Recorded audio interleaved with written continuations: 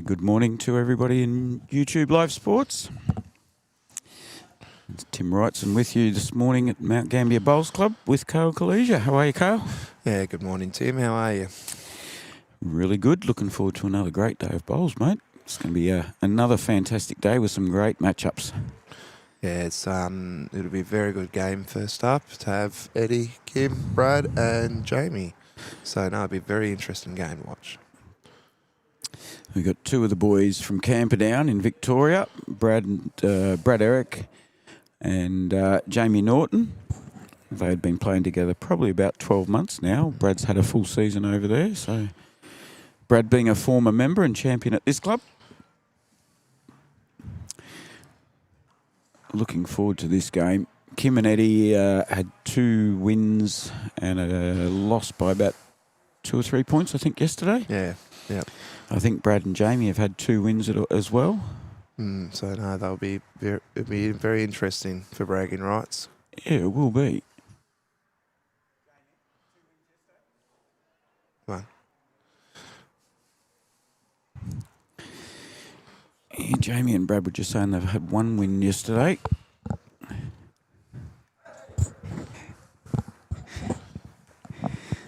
So, yeah, the boys are just having their roll up now. Thank you very much to those who have tuned in already. Tobes is already here. Woof, woof, he says. Kathy's here. Good to see you, Kathy. Did you watch those Swans last night, Neil? I hope you blokes learnt something. How to win big in Adelaide. Yeah, that was a good game to watch. Oh, I just watched the mini. It was...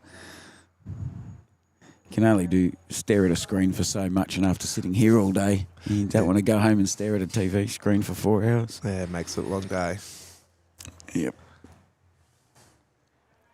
So we've got 2 games today. The same format will occur as yesterday, to a certain extent. So 2 games, one in the morning for the morning session with that link, one in the afternoon. Both games are 14 ends of 2 and walk pairs. The games take about 2.5 hours, we found yesterday. But today, with only being 2 games, the boys will go in for lunch at about 9:30ish, and we should be out. The second game is scheduled on Youtubelivesports for 12:30, so we won't have the delay mid-game today, which is great. Everything's pretty much the same as yesterday, weather-wise. Yeah. It's cold, there's no rain, there's wind, but fortunately we're here under the roof at the Bob Cranwell Arena. So, yeah, we're out of the weather.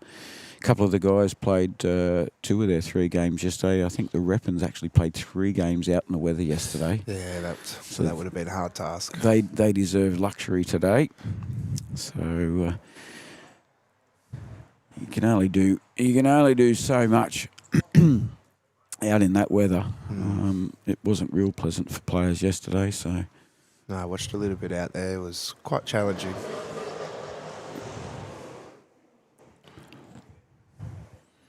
It's a big V-dub that just went past, wasn't it? Yeah. A little loud. The boys have told us we're not allowed to pick on them too much, mate. They're a bit worried that they'll have no right of reply. Well, the banter would be thick and fast on the other side, so we'll see how today unfolds. So I told them John Laws had a real cash for comments. It's only fair that we receive the appropriate payment for the appropriate compliments. So we will get an update this morning for the results from yesterday. I believe there are a few 3-game winners after 3 games yesterday. As we said, Kim and Eddie in this game had 2 wins yesterday and a very small draw, so they're still in the running. Brad and Jamie will need to win this one and win well, I think, with 1 out of 3. The prize money up for grabs, Cale, is fantastic for this tournament. $4,500 all up. There's $1,800 to be shared between the winning pair. $1,000 for second, $700 for third, $400 for fourth. There's also prizes of $300 for the morning for day 1 and day 1 winners. So even just having 2 good games today will win you far more than what it's cost you. You'll win more than double what it's cost you to go in the tournament if you have 2 good games today. Yeah, it's so there's not just money back for coming, 5th or 6th sort of thing. So Yeah. I think they've allocated the prize money quite well. So no, it's a good format that they have for this weekend, and yeah, like what we said, it's our premier prestige event. So yeah, definitely good prizes up. Good first bowl coming from Jamie. You can tell they're on the live stream when the very first bowler of the day sits on the jack. Yeah. So Kim plays for Millicent. He's a recently crowned Division 1 pennant grand final winner. Eddie plays at Port MacDonnell with me and has won plenty of tournaments around the place with Kim in the past. They've done very well at Narracourt, so forth, in other big events. I think they play together too at the George Adams. Yeah. Brad we know about. He plays a fair bit of bowls. He's played a lot of bowls in this region in the past. He's now based over in Melbourne, or Camperdown, sorry. So, yeah, we'll see how he and Jamie go. Brad's old stomping ground, so he knows the surface, he knows the surrounds very well. And I'm sure Jamie's played plenty of games under roofs like this. So the boys are a bit, poor old Ed's a bit stray with his second one. He's having a smirk about it. He did all right in the roll-up. I was watching. The boys will get a bit weary after during the day today. It's a lot of 66 ends in total. Is a lot of walking, a lot of bending, squatting, and all that sort of stuff when you're bowling. Yeah, especially with that 2 and walk format.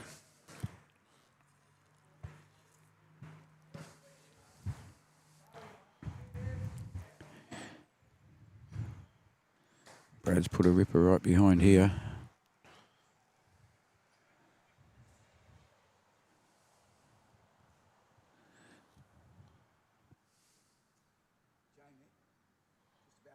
Thanks, mate.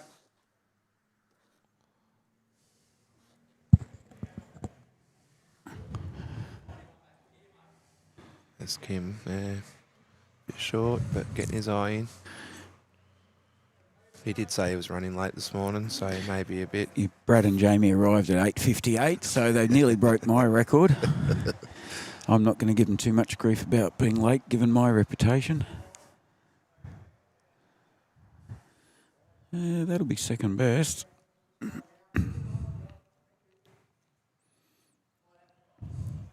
We probably see some good quality drive bowls. Oh, what do you know? How's that for timing? Oh, that's opened it up. Yeah, he's not going to win any friends getting a little friendly like that. Oh, Kimbo Stewart, he's off to a good start. Eddie's got a big grin on his face. Brad and Jamie don't. And Brad's probably just said to Jamie, get used to it. Kim will do that all day. And generally does it well. Yeah. I got a funny... Oh, no, I don't think he did get a touch with his bowl. It was the one he pushed in that knocked the jack. Brad's got a smirk on his face already. It's not a happy smirk. It's if you do that again, Stuart, you're in trouble. Watched a bit of Jamie yesterday. Got a very smooth delivery. Yes, he does. Don't know his credentials, what he's achieved and where he's been playing, but I tell you what, he's showing us right now.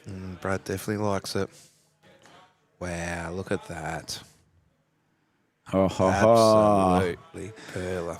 That is well done. I think there's proof in the pudding there. Well done, Jamie Norton. We're in for a show now.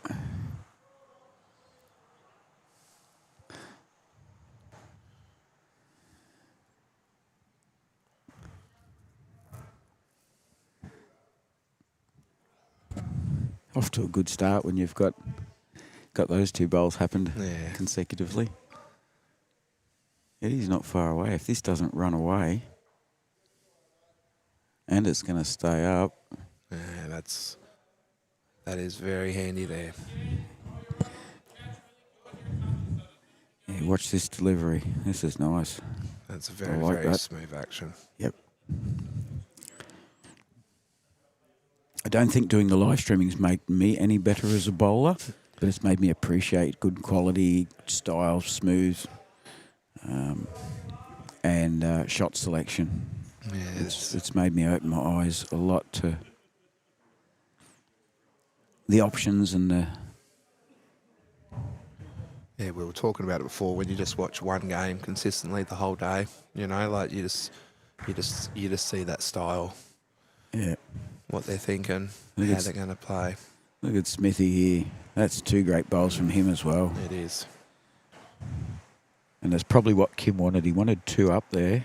He probably would have rather them further apart, so he's not much chance of getting both of Eddie's in the pit. But Jamie's was a toucher, so the only way Kim can probably do something now is to really give that bowler Jamie's a good hard clout and hope it goes sideways and Eddie stays. So Brad will be looking to go a bit defensive here and see if he can just put something in the head. You don't just want Jamie's up there. You want another one if you can. Brad's another one with a good rhythm. When he delivers, he's on the mat, bang, straight into it.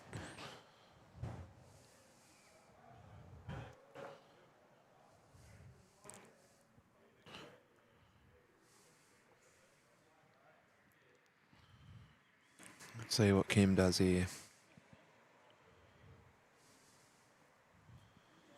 It's a little wide. Yeah, tell you what. Good weight though. Good intentions. Yep.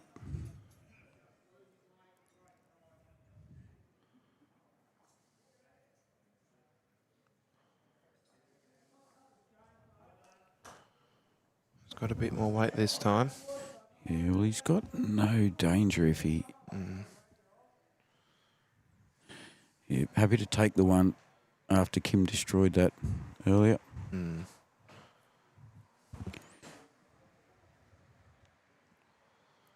Kim might have a look here. No, probably just over the draw. Eddie seems to like it.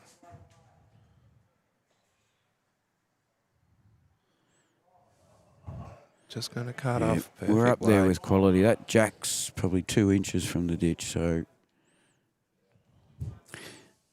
a nice start to the match that was.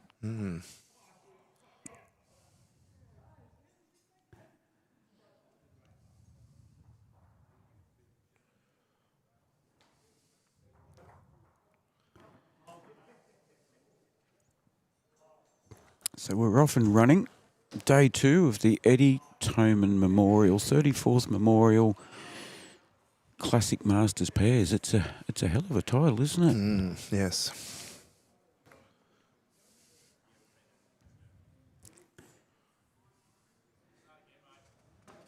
Another good start. Jamie's on fire this morning. Impressing the crowd. Good morning to Raymond Taylor. Great to hear from you, Raymond. He's the national president for the English Bowls Federation this year. English Bowls Federation, and this year is their 100th for the federation. He lives in Alfreton in England. Great to hear from you, Raymond. We've getting quite a few people from the UK who have been tuning into YouTube Live Sports lately. It's very much appreciated, your support. Been watching a fair bit of bowls from your neck of the woods myself lately. We heard a fair bit yesterday about the Crown Bowls game that you guys play over there, or some of you play. It's not known around these parts, but we got a real good insight yesterday with one of our viewers explaining to us a little bit about how it works. Yeah, and probably instead of good morning, probably good evening for them Yeah, over in England. It would be. Good bowl, Eddie. So we had a great day. I think Raymond might have been viewing yesterday. We had a great day yesterday. If you missed any of it, it is still on YouTube Live Sports. It'll be there forever and a day. Some great matches, good competitions, and very tight heads. Like the quality of games that you dream about in your local. No, it's a pleasure to watch. So we've got 6 rinks happening under the roof here today. Same as yesterday, 6 rinks under the roof. The other 5 are struggling a little bit more out in the weather. They copped it yesterday. So it is rotated around. Everybody gets a go.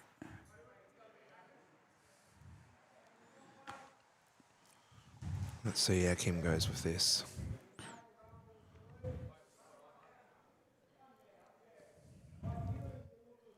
It's probably a good position there. Yeah, second end. It probably will take a couple of ends for the boys to just settle in. As we know, we can all get a closey every now and then, but these guys tend to get them fairly often. Lovely lunches were provided yesterday. A big thank you to the staff here at the Mount Gambier Bowls Club. Yeah, they always put on a good spread, and yesterday was no exception. It was lovely. Yep, well, not many clubs put on a hot roast and veggie lunch on a freezing cold, we'll call it a freezing cold winter's day. Yes. It is only early autumn, but, oh no, we're getting close to autumn now, aren't we? But no, it was very much appreciated. I'm sure everybody here welcomed the hot lunch. Yeah.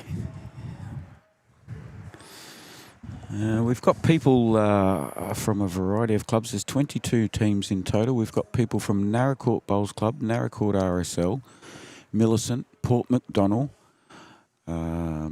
Robe, Mount Gambier RSL, Mount Gambier.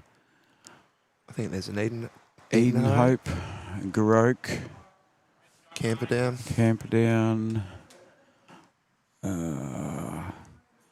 So quite a fair few from Western Victoria and southeast South Australia. Just like it was the other day at Mount Gambier RSL, there's a lot of matchups where players are playing, teammates are playing from South Australia against their friends and rivals from Victoria. Front hopper's the request from Bradley. Out of his bowls so far, he's already provided a few of those, Jamie has. So, And he's not far off again. yeah, look at that. That's another counter. 3 of his 4 bowls are under a bowls mat there. Only a couple of bowls short. Yeah, he's called a narrow heavy bowl. Kim's called for a narrow heavy bowl from Eddie here on the backhand. So he's looking to come under his own. And his thing. Yeah, he's Here looking it to come comes. under the only 2 short bowls. I reckon he's a chance of getting those 2 blues. Yeah, that's a good There result. you go. That's a great result. Good Yeah. call from Kim. Good execution from Ed. He's smiling, he's happy. Hopefully Cheryl's at home watching young Eddie play here today. Eddie's daughters might be watching too. It's all about the families and friends getting a chance to see their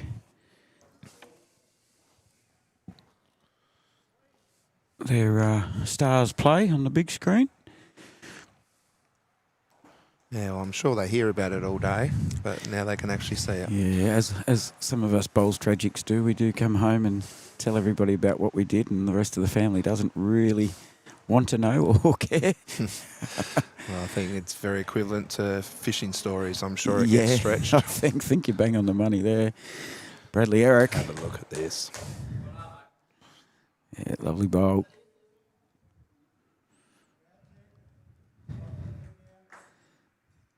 Hello, good morning to Mark Rossington. Welcome back.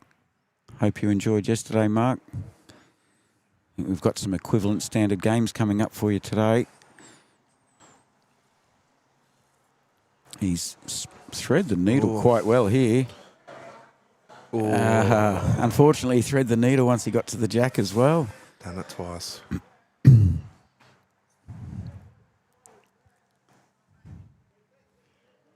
I tell you what, it is nice and peaceful under here.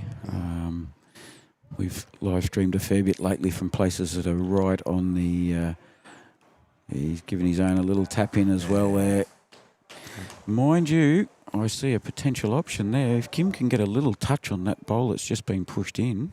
Put it back. Yeah, Eddie's bowls are right behind it, so He's going he's... to do it. Here it comes. Oh, he's going with weight again. On the backhand. Oh. He's got one out. Yeah. He'd be happy that he got one of those out. Enough weight to kill a baby elephant, that did. Yeah, I thought he might have gone just over the draw onto Brad's bowl. Would have popped it, or could have popped it across to Ed's, but what would I know? Not a great deal from what most people tell me. Doesn't pay to know too much, they reckon. Yeah. Well, it's a game of learning. Big thank you to the sponsors for this event. The major sponsors are Gambier Earth Movers, also known as GEM, Vivid Windows, Glass and Doors, Carlin and Gazzard, got a couple of dealerships here in town, and SSA Cleaning. Tanya Chant is the lady to speak to there. Also sponsoring the event is ICANN Physio, Rosedale Funerals. We also have Deanna Farrenfield, Glenn and Polly Brown, Jim Farron and Jeff and Anne England, who are all members of the club who have chosen to sponsor the event as well in doing plenty of work at the event. So Yeah, exactly. Anne was in there all day. They all were. Lovely first start by Jamie. it is, and a good follow-up from Ed by the looks. Yep. He's had a good season, Eddie. He's been playing in Adam Wilson's rink in Pennant and playing very well. Unusual for him to have to go to skip, but being one of the selectors, I can only say I was very pleased with the results we got out of him for the year. So quite capable as a third or a skipper as well. Yes. Sometimes the best combination doesn't mean that the person gets to play in the position they might want to. But Ed's played there. Haven't heard a grizzle from him all year, so it's been really good. In midweek he plays third, so he gets his more upshots and things like that. He gets to play those on the Wednesday in the midweek pennant. Very capable bowler, as you can see right there. Both the bowlers doing very well already. So this morning's game, as we said, Kim Stewart and Eddie Smith, composite team from Port Mac and Millicent, Brad Eric and Jamie Norton from Camperdown. The afternoon game, we're waiting to hear if this will stay the same. Ian Von Stanky and Glenn Brown from Mount Gambier Club up against Tony Bowditch from Mount Gambier Club, and the composite team with Straub Masters from Millicent. That's the planned schedule at the moment. There is a possibility if they're likely to get 2 4-game winners going into round 5, the final round, they might try and wrangle things so that we get the 2 4-game winners, because it would be possibly like a grand final. I think there was 4 or 5 3-game winners after round 3. Yeah. So there's always 1 or 2 that could miss out towards the end.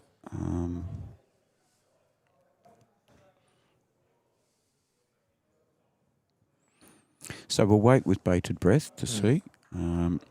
Hopefully Milton will come out and see us soon, and he'll just give us an update on...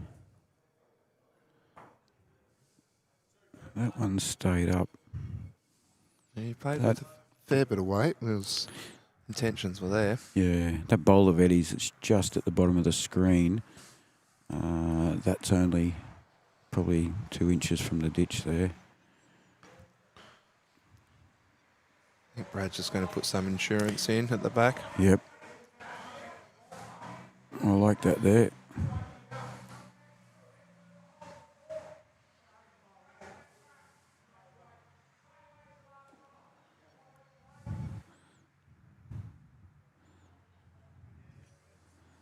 I think we're going to see not a great deal of pace on this. Kim's changed hands. He has. And you know what they say? There's a saying, a lot of bowlers I've heard, you change hands, you add a yard. Yeah. And changing hands, somehow we start refocusing. Our brain starts to focus on the grass so much that even though our weight might have been perfect on the other hand, the previous bowl, we drop it. So, interesting. So, Mark Rossington got some fishing in yesterday afternoon. Looks like the cat was happy. It's a shame people can't put, well, probably good and bad. It's a shame people can't put photos into the live chat on YouTube Live Sports, because I'd love to see a photo of Mark holding up his fish with his cat, show us what he did while he raced off yesterday afternoon. Because the viewers won't get to see it, but at least we get to see his trophies. Here comes Jamie. Has he got the legs to get there? Oh, very close. Close. The standard of bowls is already up there, isn't it?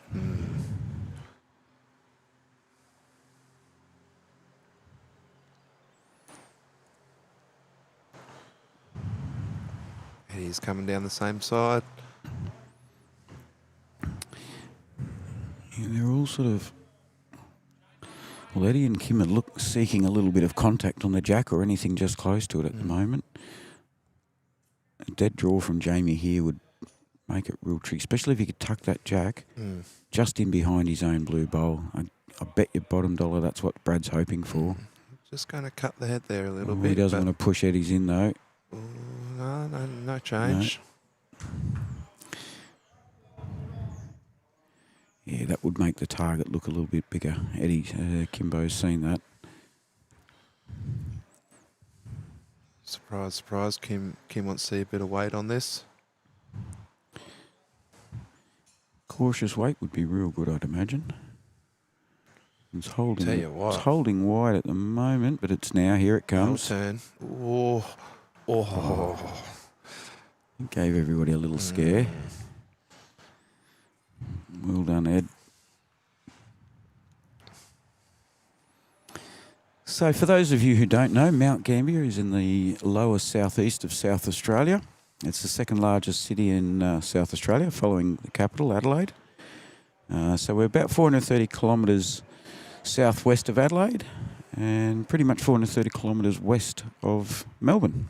Stuck in the middle. But we're only about 20 kilometres from the border. Yeah. You can get from here to Adelaide CBD, 430 kilometres, and you're only going to make 2 left turns, one at Narracourt and one at Keith. Yes. Lots of country highway driving. It's an area where we have a lot of limestone in the area. We have a lot of pine forests. It's called the Green Triangle region. If you were to fly over this region, there's an awful lot of pine forests in the area. So if you're purchasing tissue products, paper towels, tissue paper, toilet paper, those sorts of things, from a variety of brands, they're probably all coming from Kimberley-Clark down here. That's in Millicent, about 30 minutes up the road. Ooh. No, it rolled back. It did roll back. Brad's just asking, did it make it in or not?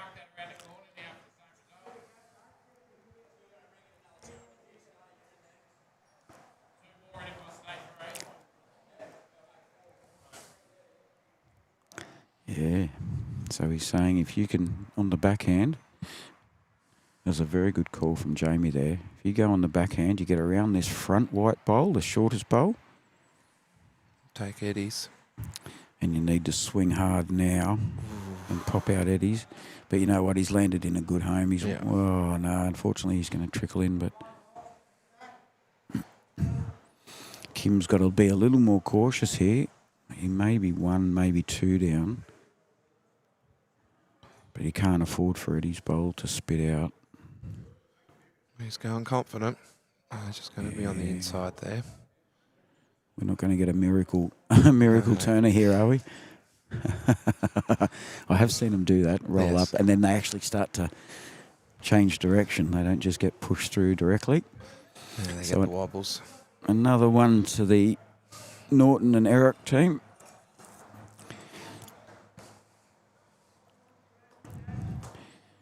The last I checked my phone, it felt like 6.1 degrees here at the moment.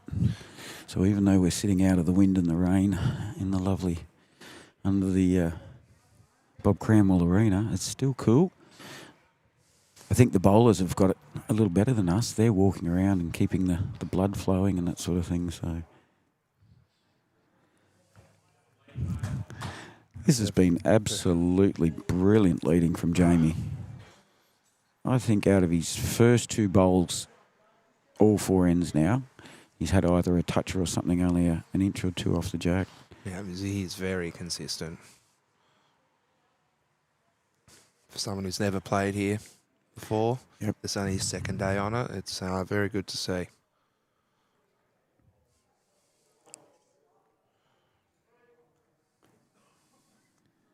It's not far away either. The weight's good. It's good weight. Anything a foot through is really good there. Especially with those Optimas, they have a tendency to turn. Yep. Yeah, a few people saying they couldn't find it yesterday. They thought their bowl was doing something different, going in different directions. Of course, some people would say, well, that's because you've bowled it different. It's a very consistent green. Yeah. It's in very good condition. I was surprised yesterday when you said how old it was, given the condition of it.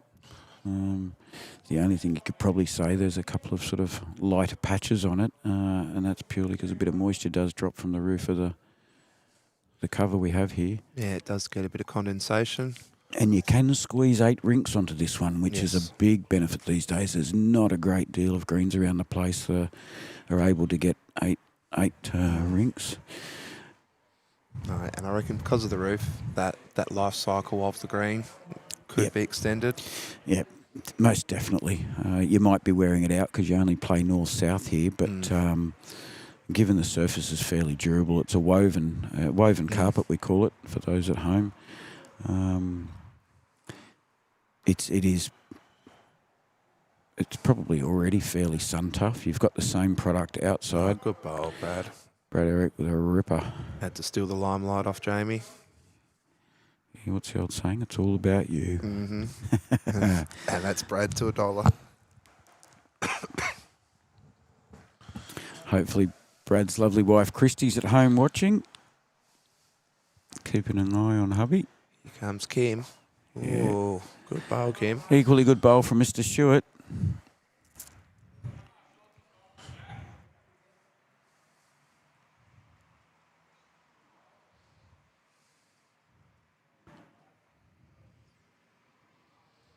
See how Brad replies.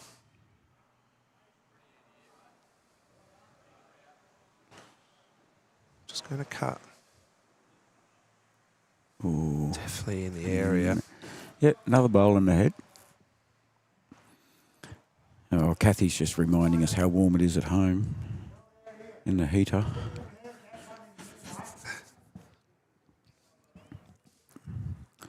I was a bit jealous. I saw Chris Waugh here yesterday. Came down to watch a couple of the games, and he had Ugg boots on. I nearly pushed him over and stole his Ugg boots.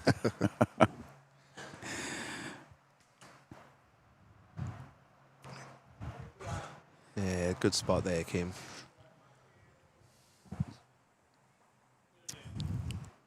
One on, one back.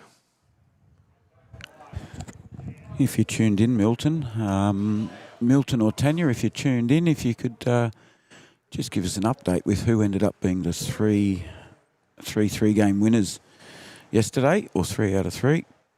That'd be great. I'm trying to think. We've also got Neil playing here, and I'm trying to think what club Neil plays for. Red and white.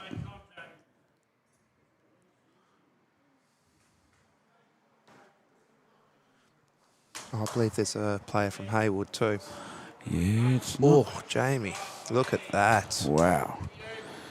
Cracking bowls going in everywhere at the moment. This is what we came for, Kale. Yes, we did. It's what we came for, and we got it. We got treated and absolutely spoilt yesterday, and it's looking like it's heading down the same path today. I reckon Eddie will be putting some heat on this. Yeah, control weight by the looks. And it is heading in the right direction. It's going to look good. Hello. Oh, Hello. unfortunate finish, but he's- good intention. And it's a toucher. Kim will be happy with that. Kim will be happy to know there's a toucher in the ditch. Yes, but no change on the score. I think Kim does more driving on the bowls green than he does out in the roads. He doesn't go too far from home, Kimbo.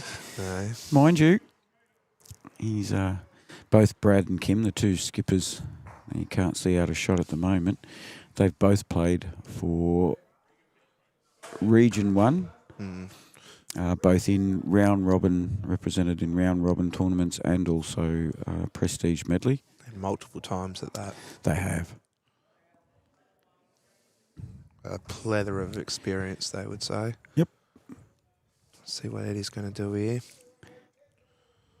Just needs one to cut it down. And I'll tell you what, he's done it too. Did he get the shot? It's just rolled out. At least he's got something there, though. May have cut it. 3 down, Kim's indicating, but I don't think he'd be too upset. There's an open draw in the backhand, probably even an open draw in the forehand if he gets under that very front short bowl. Yeah, Ed's a bit ripped off there. He's moved the jack and almost drawn the shot sitting off Jamie's bowl. It does come down to luck sometimes, I believe, so he's just... Good and bad.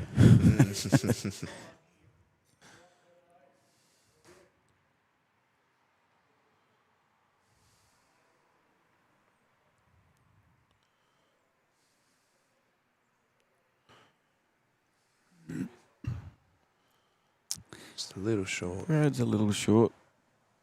But if Kim had any thoughts of playing the backhand, he probably won't now. So sometimes that short bowl can be just as useful.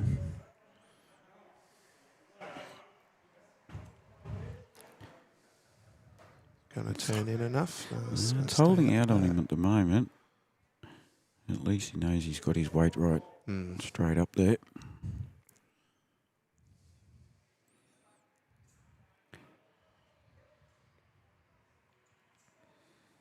I'm trying to think of what other accolades Brad has achieved in past years. I know he's won a lot of major events, not just local tournaments. Did very well at absolutely excelled in his first year last year at the Australian Open. He played with Wayne Ross in the fours. Looks like 4, Eddie's indicating.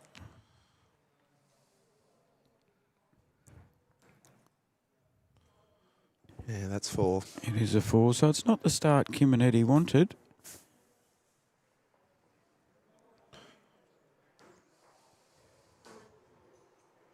No, I'd have to check, but I'm pretty sure Brad's won most things at this club. Singles, pairs, triples, fours, mixed fours. Yeah, I wouldn't mind betting he's won them all. He may have even... Do you have mixed pairs here? Yeah, mixed fours. I'm not sure. Oh, mixed fours? Yeah, we have mixed fours here. So. I thought he might have played with Christy in... I believe, yeah, they may have a mixed pairs. In a mixed pairs? But no, I'm sure he's seen most... His name's on most. And that is hard to say because I do not like encouraging a big head to start off with. And Brad will remind you. No, he's a good sportsman.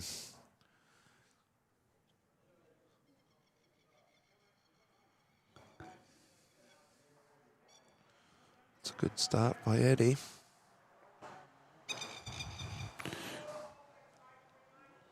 He more than likely forces the... No. Lucky I didn't finish my sentence. It didn't force him to change to his backhand. May have compensated a little bit. But handy there. I'm hoping for the players outside today that they get some reprieve from the wind and the rain. Yeah, well, I don't think it's rained since they've been playing, but the clouds looking like it would go otherwise. Yeah, there's some awful dark clouds to the southwest at the moment, which is where 90% of our weather comes from. Having said that, it's bright and sunny on the green.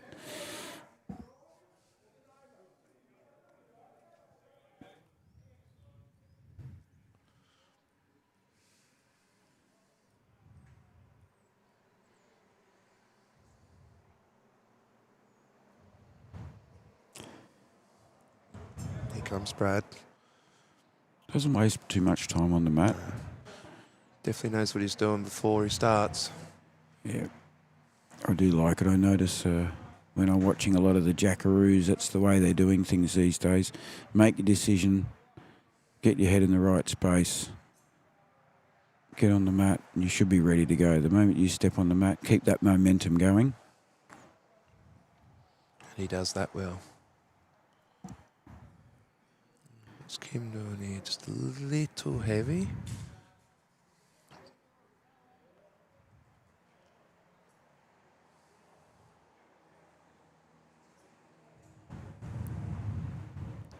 It's good to see Brad's brought somebody from another club too. He's introduced one of his club mates to the region. He's showing him how to bowl right now. Yes, very good bowl. So he's brought another player into the region. So then a couple of us guys might head over to camp or down next time there's a tournament. Yes. Brad says, come over and meet some of the guys he's been playing with. Spread the love around and get to meet new people, play on different surfaces.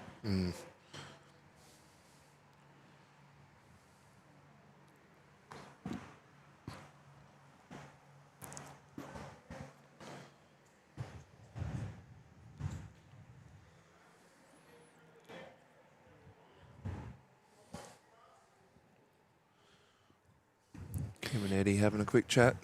Yeah, probably a good time to have a powwow. You're 8-0 down. There's plenty of time. There's no reason to panic, but it's a good time to just reassess what you're up to, what your plans are.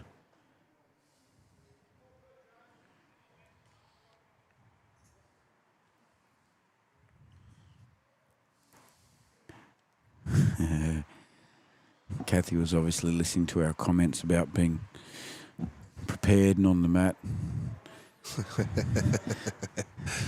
A lot of people watch Ben Twist, fantastic bowler in his own right.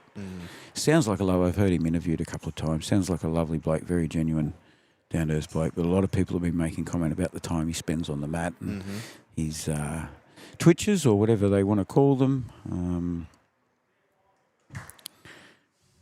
If I was important enough, I'd get him on the phone and just ask, what is it about that preparation? What is it something that's happening sort of not uncontrollably? Is it something that just happens, you just do that whilst you're thinking through your shot? Or is that your way of settling yourself? Oh, Eddie Smith. Eddie. He's put that in a real good spot now. Yeah, it's with deliveries, actions, you always have like a textbook delivery and action, but I'm sure we all play with players who have an unorthodox approach and although may not be perfect, still delivers the result. Look at this bowl from Jamie Norton. Straight through. From where we're sitting, you can't even see that there's a gap to get through there. Do not know how. Even on the camera, you can't see it. That's crazy.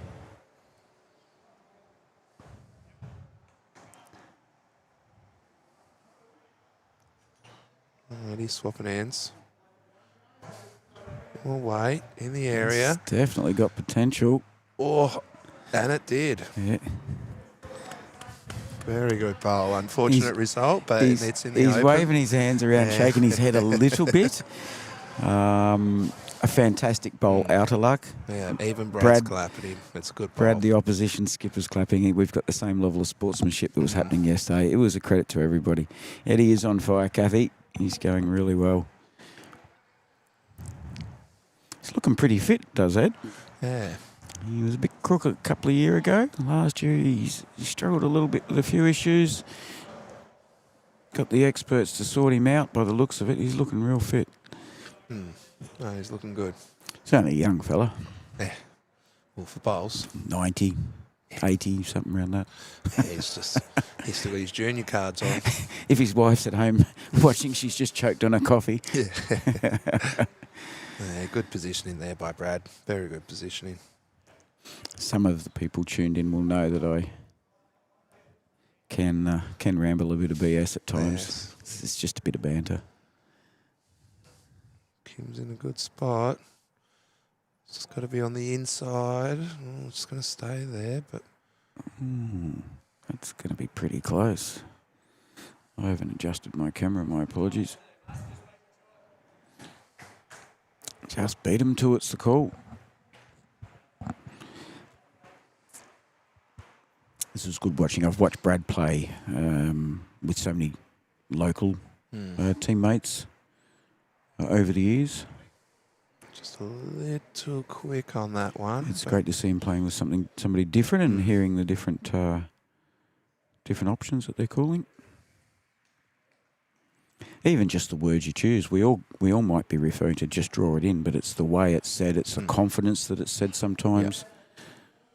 Yeah, Kim's a little skinnier. Let's see what his he weight is does. skinny, but his weight's And there going it on. is. Good bowl. That could be the pants saver. They might have 2 yet. I think they'll probably have a look, just check if it's 2. Yeah, Jamie's onto it straight away. No point mucking around. I think Kim would be happy with that result because he was a bit worried his undies were going to go on the flagpole.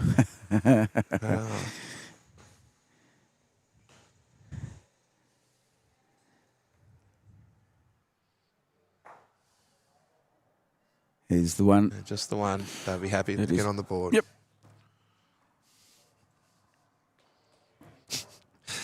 Kim's just reminding us that he may not have undies on.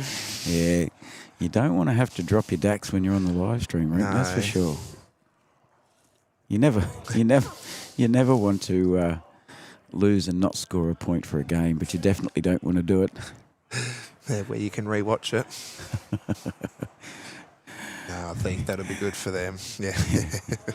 Yes, we see your comment, Catherine.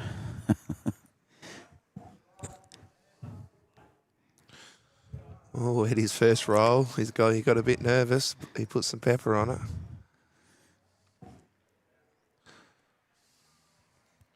All right, though. Be long end, something different.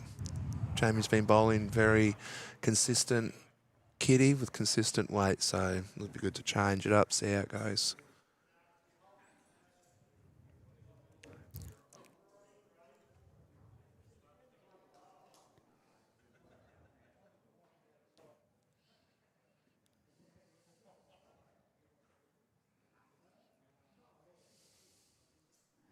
He's not there. I heard him mumble. No, It's a horrible feeling. Yeah. You've just put the kitty that set the jack that length. And I'd bet my left nut, I reckon that's where Kim was standing, where he wanted the kitty to. Oh, no.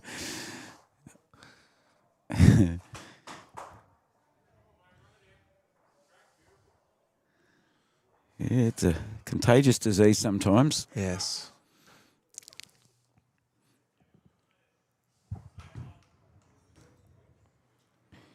So you can see that just behind Eddie there, they've got a colour bond or a tin base to the walls around the around this arena. Much better from Eddie there. Yeah, that's better.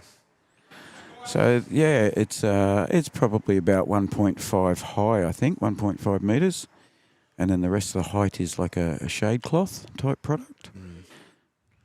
Yeah, it's definitely on the south side due to the weather coming predominantly from that area, and we've got probably 70% of it done on the western side just to take out that wind that comes through.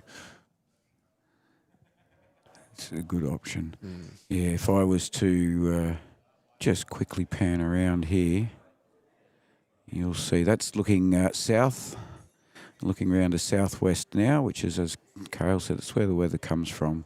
We've got a couple of full-length blinds there, and then we've got the afternoon sun is sort of kept out a little bit by the top part. So we've got the club's name and also the respect given to Bob Cranwell, who contributed quite a lot to this club and certainly to this arena. Oh, Kim. Kim and Eddie have found their straps now. Bit of change in weight.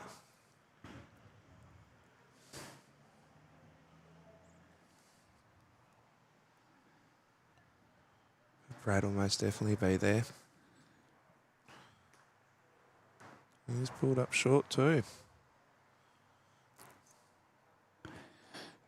So it's quite a big complex, Cale, isn't it? Large span of a lot of weight in steel up there, and it's a large span. So it's a big structure, very big structure. My apologies.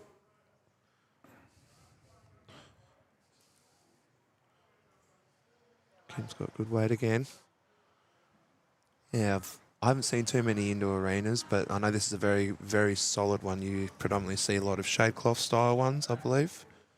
Yeah, I call them like circus tent type. You'll Campers. see quite a lot of those, and they can span a fair way. Yeah. Just passing through with Brad's bowl. Yeah, bit of intention shown there by Bradley. So, yeah, you've got some sponsors' names up there too. Roosevelt Takeaway and Lotteries, the Ari Bar and Bistro, GT Pest, SSA, Servicing SA that we heard from yesterday, Solomons Flooring, Gordon Refrigeration, Rymal Wines up at Coonawarra, Illumident, Mole Seeds Real Estate. So, yeah, look, it's a fantastic setup. I think all the other clubs in the region are jealous, being the only original clubhouse there on the northern end of the club.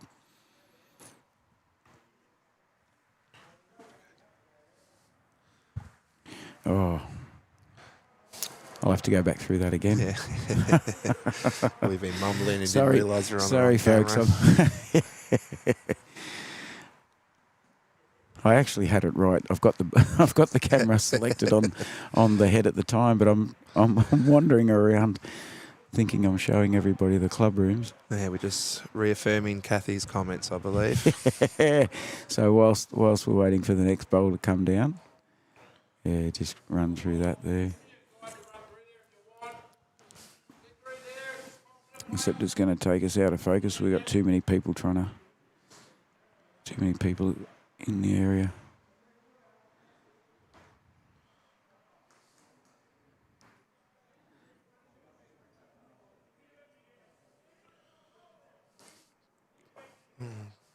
Jamie just a little skinny. Yeah, it's things have changed a little bit this end.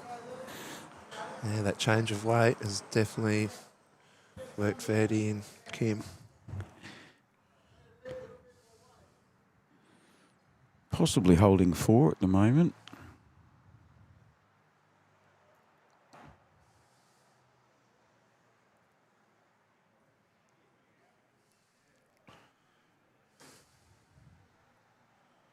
Just a bit skinny with that, but if his weight's good, which it is. It's in the count. It's Jack Eye. His weight's lovely. Get it, mate's the call. And it's coming. It's good controlled weight. Brad's having a good close look at it. He's liking it. Oh, straight through. You wouldn't have thought you could get there through there on the backhand.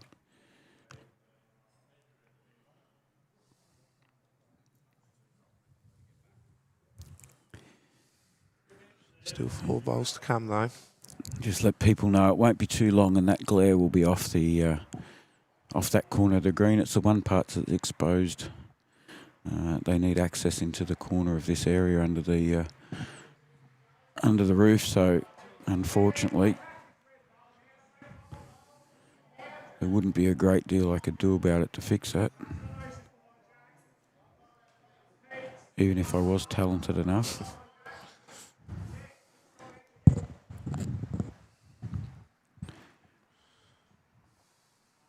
Kim's going to be on the money. And by my count, that makes it 5, and now he's got one behind. So, very happy. Bit of work for Brad here. Still going the backhand. He's always up for a challenge. I think the blue bowl on the about 10 o'clock there, that's probably the one that they don't want to get stuck out on. If he can go in here, it's one of their own in. Might have cut 2 or 3 out there with that bowl. So, yeah, when your teammates' bowls are short, rather than get upset about it, use it to your advantage. Kim will be looking to get right around the whole pack, I'd imagine. And his weight control's pretty good. It is again. It's another lovely bowl. Yep.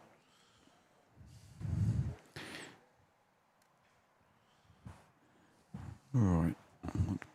See how Brad replies. Yeah, similar weight, looking to find one of his own bowls to push in or find a gap. Anything but Eddie's. Oh, just straight through, unfortunately.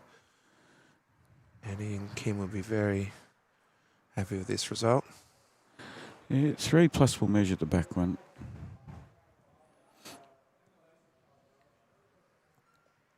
I might try that next end, Kathy. Yeah, I reckon that's a 4. 4. 3. 3. Yep, 3 it is. Yep. Look close from here.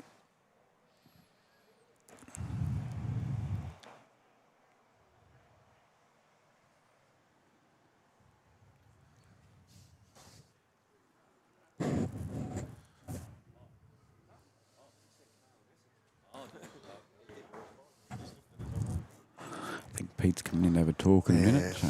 I may go get a hot Milo, I reckon. how's you? Oh, you're going much better than me. A couple hot Milos last night too, just quietly. Just quietly. Did they become noisy hot Milos?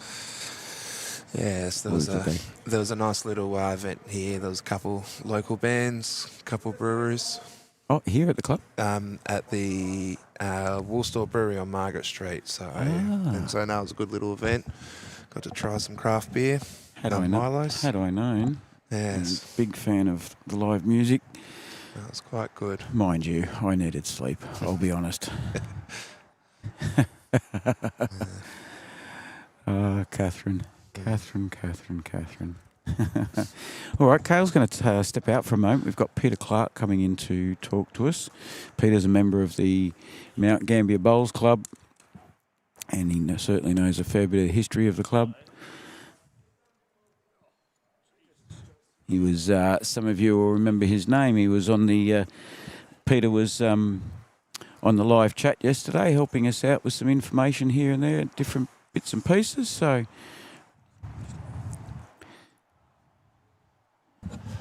Eddie's just going to be hoping he doesn't get his own bowl. If he's under his own bowl, which he is, he's a couple of foot short, but a good bowl. It's a big welcome to Peter Clark from the Mount Gambier Bowls Club. Yes, thanks, Tim. Yep.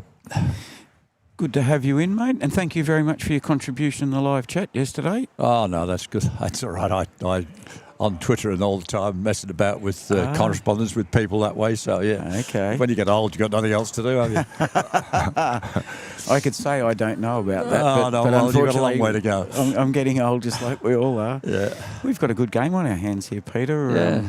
Well, it looks as though they're dominating a little bit, Braddon, the young guy. Jamie Norton's come over from Camperdown with him. Oh, right.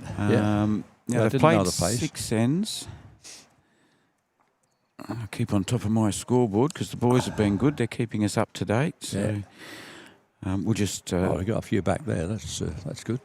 That makes it a more competitive game. Yeah, so... How long have you been at the Mount Gambier Bowls Club? Oh, I don't really know. 30-something years, I suppose. Yep. About late 80s, maybe early 90s. Can't really remember the date. So I've been here for a long time. Yep. Yeah, secretary, president, done all the match committee, done all the jobs that come up along the way. So you've done your apprenticeship and then some. Oh, I've been here for a while. Yes, yeah. Back in the day, the numbers were higher, and I think I've driven a lot of people away. How many? What would you say was your peak membership numbers for the club? Peak numbers would have been in the 1950s or thereabouts. 250 probably, 100 ladies, 100 plus ladies. The club's been a very big club. 4 greens in full use. This event would be overbooked. People queuing up to get in and requiring qualifications to make it. These days. We're much happier to see good players put their hands up and have a game. So it's still a good standard, still a really good standard.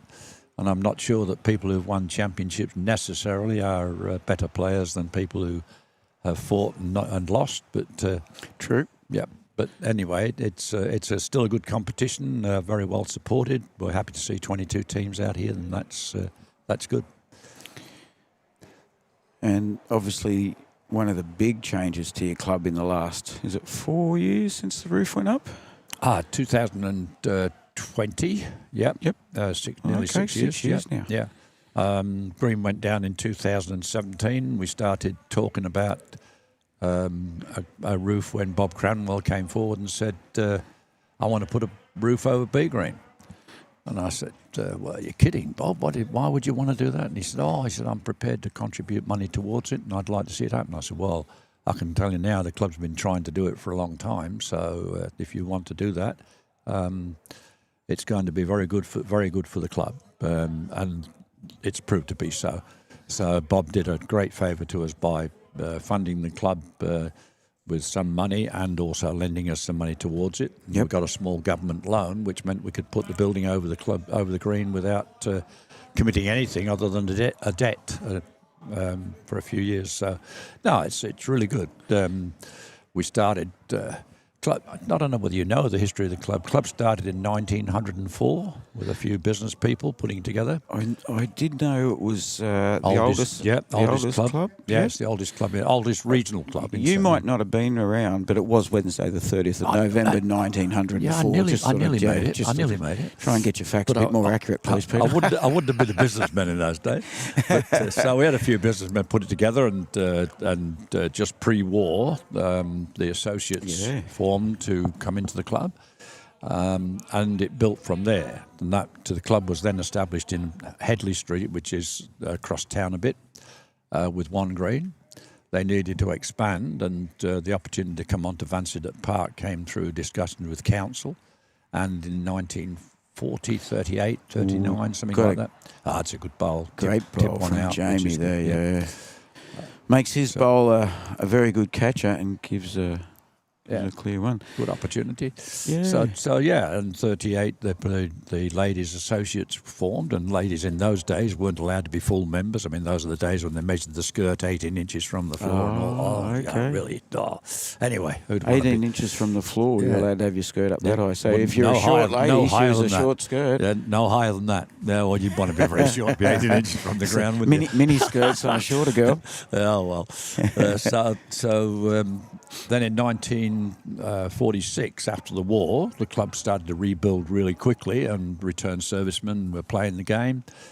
People came out of their other sports like cricket and other summer sports, tennis, at about 40. So they were joining bowls clubs to continue playing sport. These days, of course, there's masters games and all sorts of other opportunities to stay in your sport for a lot longer, and people are playing cricket at 80 and tennis at 80 as a competitive game. So it's been a gradual competitive environment for bowls to stay in the business. Yep.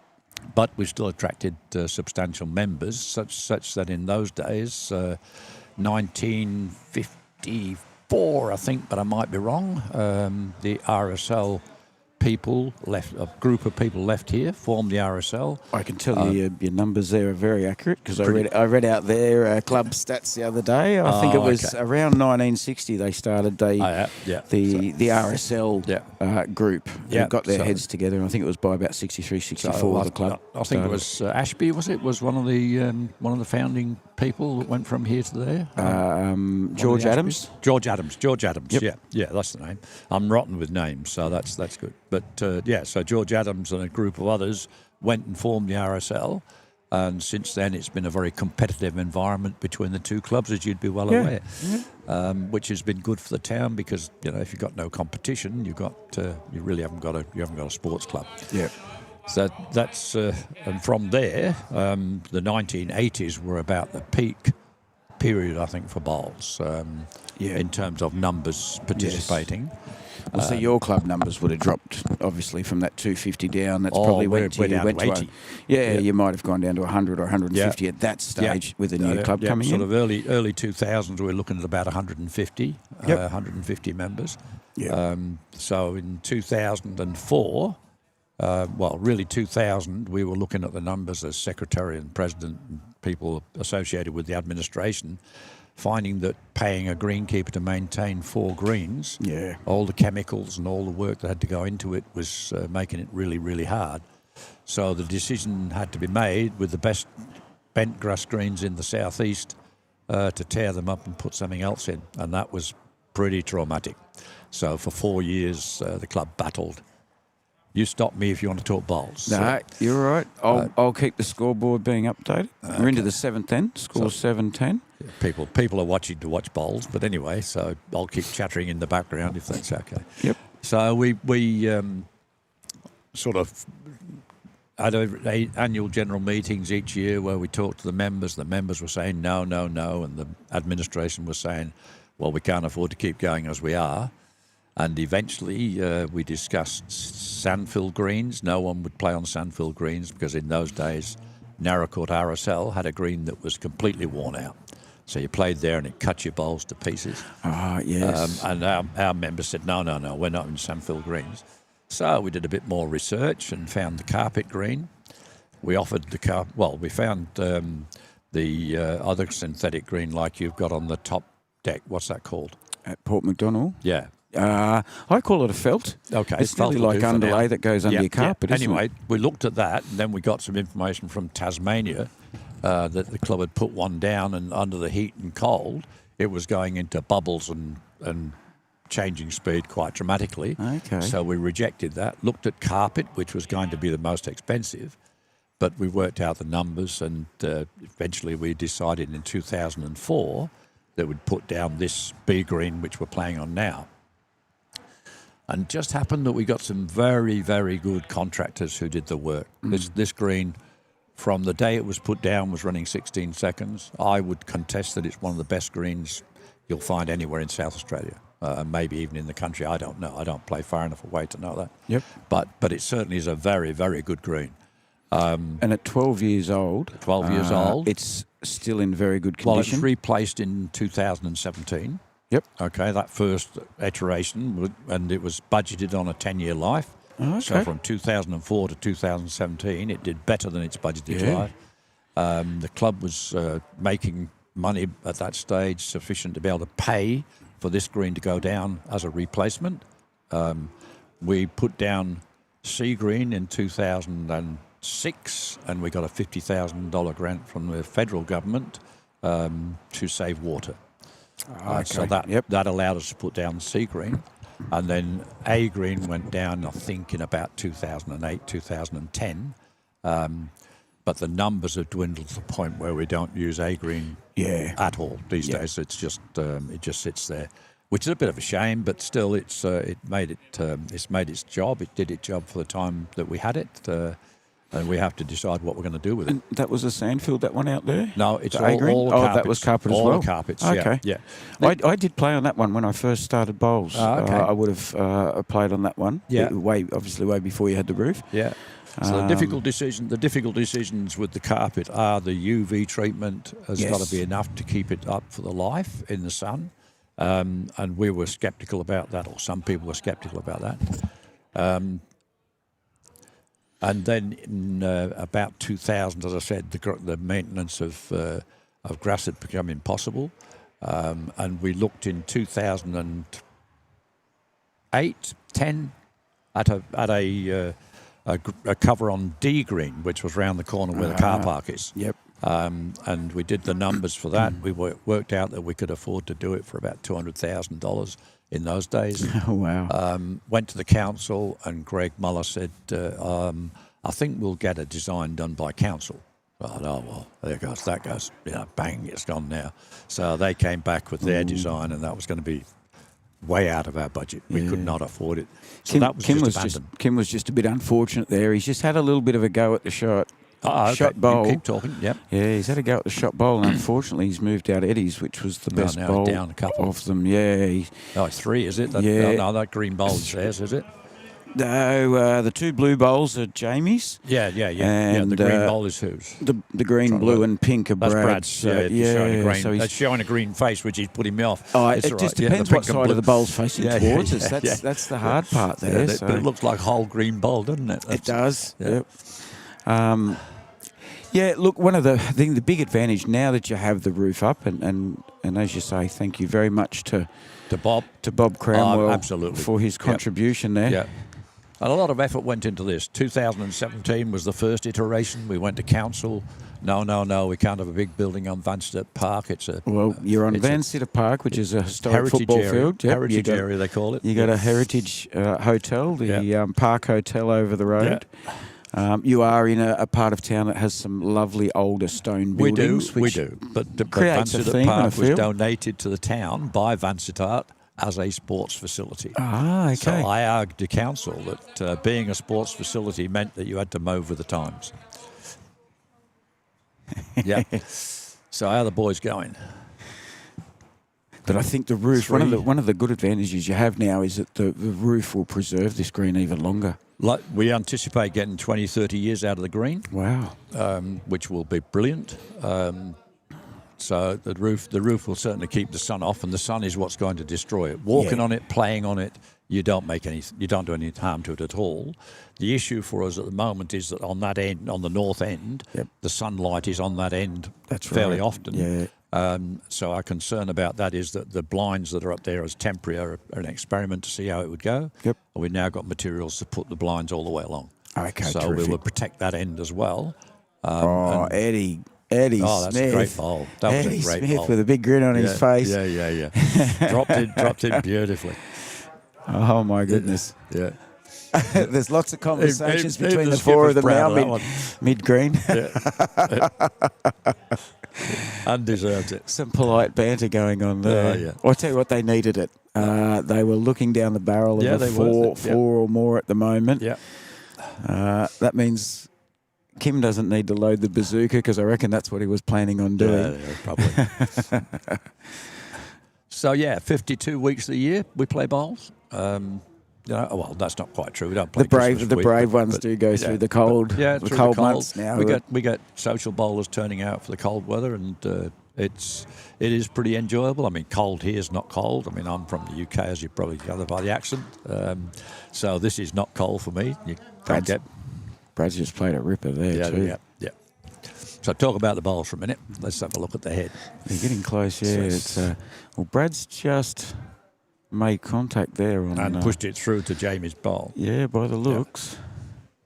This is a good bowl by Kim. It's wick off the side of that. Oh, he's unlucky, but he's going to stop in shot anyway, so he's got shot. Getting applause from Jamie on the opposition. Yeah, good to see. Peter, it has been so good. The sportsmanship, the banter, and the quality of the bowls. If you put those three things together, you get the days that we had yesterday and already today. You know, blokes are clapping just about every opposition's good bowls. Don't you think bowls is like that generally? I mean, people... Is. There's not many people who don't There's a lot that won't clap opposition's bowls. They'll congratulate them and tell them how well they bowled after the game. Yeah. They don't want them getting that my experience would be during the that, game. Yeah, people are pretty generous with complimenting people on playing good bowls. Frown a bit when they get lucky wicks and they're not... Yeah. But yeah, I think generally it's There's a pretty always friendly the potential. game. It's a good social game. It is. And it's a competitive game that you can play for a long time in your life. The bowling arms, of course, are making that possible for people who have got disability and disadvantages in their body structure or age that doesn't allow them to keep going in a sport. They can still keep playing bowls. So it's a fantastic game. I think it's a great game for all people. A little bit unusual these days to maintain a game where it's males only. With the change in the demography, if that's the right word. Look how things have changed. You've now got ladies' pennants on a Friday that men aren't traditionally supposed to play in. Yeah. But men are turning out for those. Allows everybody to play. So, look, it's... Times change, just like the greens are changing. I don't think the game is the same for men and women generally. I think there are some ladies who can play a power game, but it's not as common as it is amongst the men. But the difference in the game only adds to the variety that you're going to see being played. So it's pluses and minuses. Everyone can get involved, and at any age really.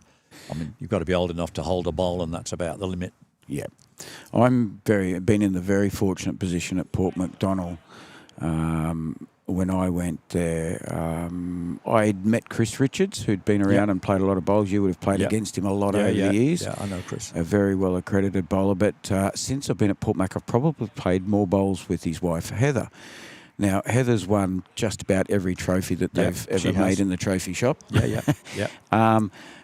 And her performance and ability to compete with the men in open pennant is second to none. Yeah. She will draw. Now, she's not a big driver, and she'd confess that herself. Yeah. She's not a big Yeah. driver. So she It's needs not someone her who style. can open the game up for her. But then we all know blokes that are fantastic draw bowlers too, and they'll avoid driving unless they really, No. really It's a low, need to. it is a low percentage shot unless you're... Speaking of great draw bowling, well done to that's a Eddie. good bowl, yeah.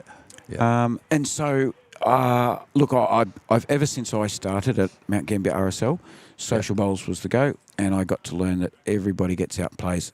And, you know, I'd be playing, you know, I might be playing against Johnny Smith, but I might be playing with Mary Smith, and Mary Smith and I are heckling the husband. Yeah. You know, that banter and that camaraderie. That's And the club you're in now, Port Macdonald's always been a really good, friendly club. Always. I did a little bit of coaching down there in the early days. I went down there a couple of times. They hadn't got a coach at the time. They still would I go down. So I went down and gave a couple of people a bit of a coaching session. They were always a really appreciative, really good club. And the little clubs around the southeast generally are very, very good clubs. So there's lots of opportunities down here for people if they want to play the game, want to come down and have a look. Through the summer, certainly, it's wintertime, not quite so friendly, but you can still come to Mount Gambier Club and play off the shuttle. Yeah, that's right. Well, look, and getting back to the roof story, we had a tournament just before Christmas. We had a tournament come up, and in typical South Australian summer, it bucketed down. Yep.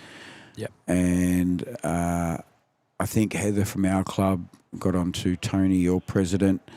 And before you knew it, we were running our club's Christmas Hams tournament day at your club. Yes. Everybody, all the people that had signed up to play, all wanted to play that day. They all jumped in the car, drove a half hour back up to your club.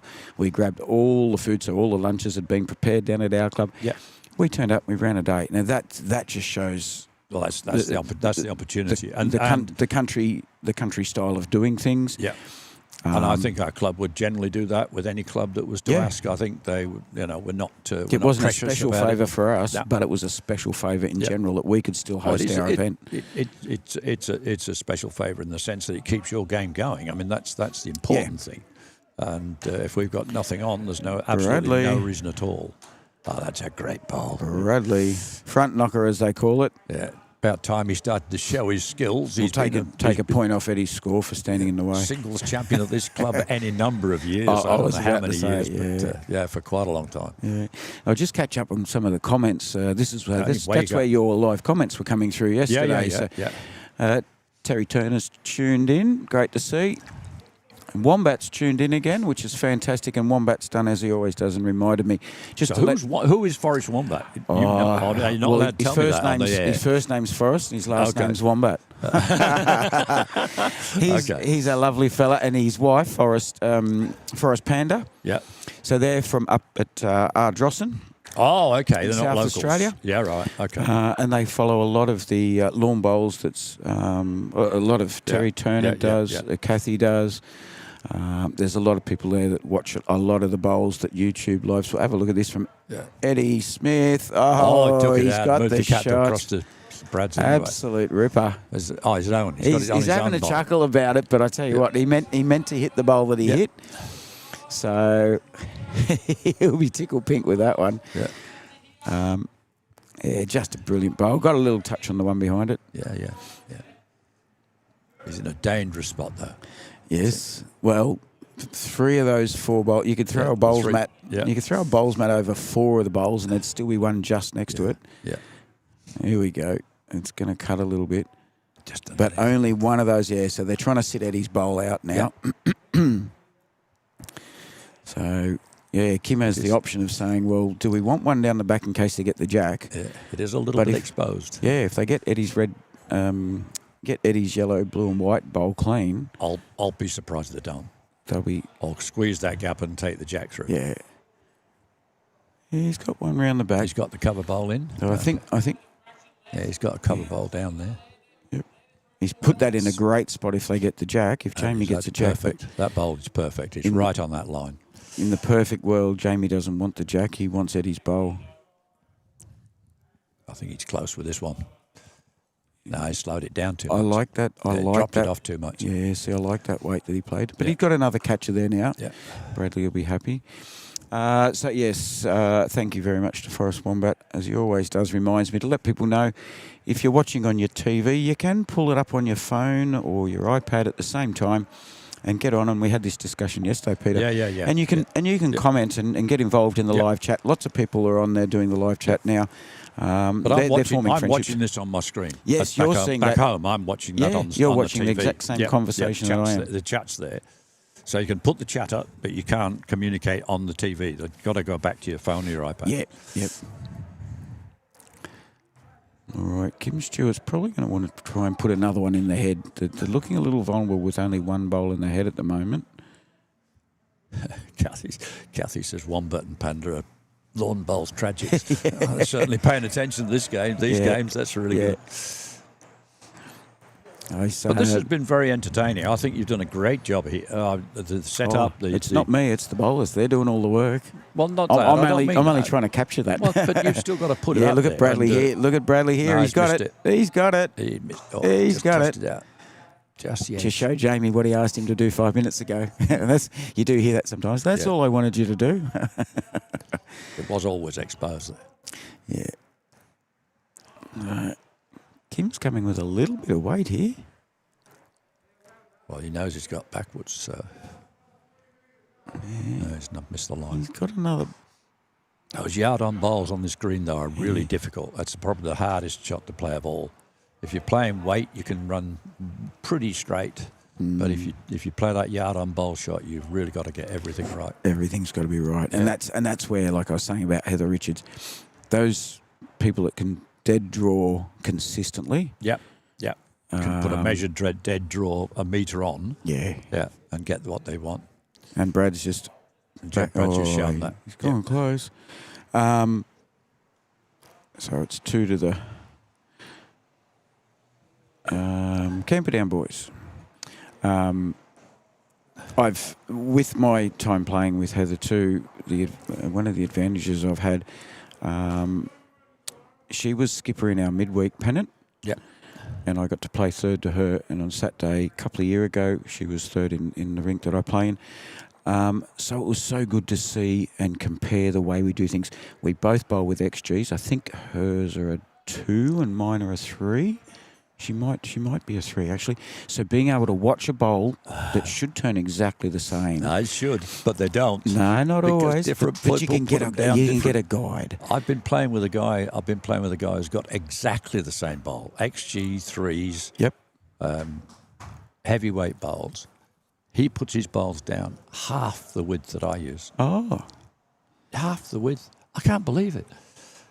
I have had a few people say to me, how on earth do you get yours to turn more than their own? Well, I'll say, I can't tell you all my tricks because I have no idea. Well, it reminds me of a little story that you want to remember Jeff Kenny, but he used to be a member of this club some years back. I do recall the name. Okay, yep. Well, Jeff used to play with old Drake's Pride bowls, right? Yep.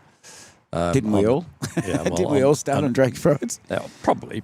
But anyway, he had these. When we were playing with the narrower bowls, he was still playing with his old Drake's Pride, and he'll put his bowl straight down the middle. Oh, that's a great bowl. It is two very good bowls. Yeah. Jamie started this game. The first 4 ends, I think, he had his first bowl of each end was no more than 2 inches from the jack, and I think 3 out of the 4 were touches. Yeah. So he's playing a good game. G'day, Panda. Great to see you've tuned in as well. They've all bowled well, and I think that it can be a little contagious there. That so look at this, just lovely brilliant bowl. Well done, Eddie. That's a great bowl. Yep, it showed a little touch there. It was. So anyway, so now you can tell your story. They're walking up and back. It's a good time. So Jeff Kenny would play these Drake's Prides and play them straight down the middle of the green. Right, and I'm playing against him in a singles game. That's disgusting. Yeah. Those bowls are worn out. You need to replace them. We were talking about date stamps yesterday. Yes. Right. Well, no date stamp stuff, but you know, these bowls are worn out. You need to get rid of them. No, they're not. He said, they're fine. So I picked one up, rolled it down the green. It went down exactly the same line as my bowl would go down. The way he delivered it meant that it went dead straight. It's just the it was difference all in the the way delivery. you hold your arm, the way you have your body, your arm, your hand, and bowl in your hand. I'm not saying he did it consciously, yes, but he delivered it. It's dead. I mean, not a foot of bend on an old Drake's Pride bowl on a reasonable pace green. It was ridiculous. But somehow he managed to get that ball tilted over to the point where it would stay on that track. Sounds like he's had him out in the garden shed and he's got the grinder on one side of him or something. If he'd ground them, I couldn't have turned them either, but they certainly turned when I bowled them. So Eddie holding one at the moment. And with 3-second woods. So the viewers won't be able to see the jack. It's right behind the bowl with the yellow, blue and white on it. And hard to judge distance on here though, because the perspective is a little bit hard. But anyway. I can't help myself. I've had people say, just look at the monitors if you're doing your commentary, so that you definitely know what's being seen. But as so you're seeing the same as the audience, is what you're saying. Yeah. As bowlers, I can't help myself. I want to have a look at the line and. It's not as simple as staring at a monitor in my books. And look, it's the same as lawn bowls. We'll all find different ways of doing things. Yeah, I agree. And I'm 6 months into this job that I'd never done any of these tasks before. Yeah. And no doubt I'll be doing things different in another 6 months. Yeah. Hopefully I'm doing it a little bit better and not forgetting to change cameras and so forth. The danger of book coaching, of course, is that you've got a player who comes into the game who has, like we were talking about yesterday with Jason, has a different style. And you say to yourself, should that lad have coaching or should you leave him alone? Yeah. Right? If he's successful, you should definitely leave him alone. The question then becomes, can he play all the shots with the style he's got for the rest of his life? That's right. And can he develop that to where he wants to be? So, it's not just about... Coaches shouldn't go just by the book. You just have to work out what is that person's ability, capability, what their mind-body set is in order to work out what the right delivery should be. And I hate these people who just go by the book. And you made a very valid point there too, the longevity. Sure. You're going to be playing for a long time if you're a young person. That's right. Yeah, we'll just come round and we'll get You missed the line. Yeah, we'll get another camera angle here so people can actually see where the bowls are tracking into.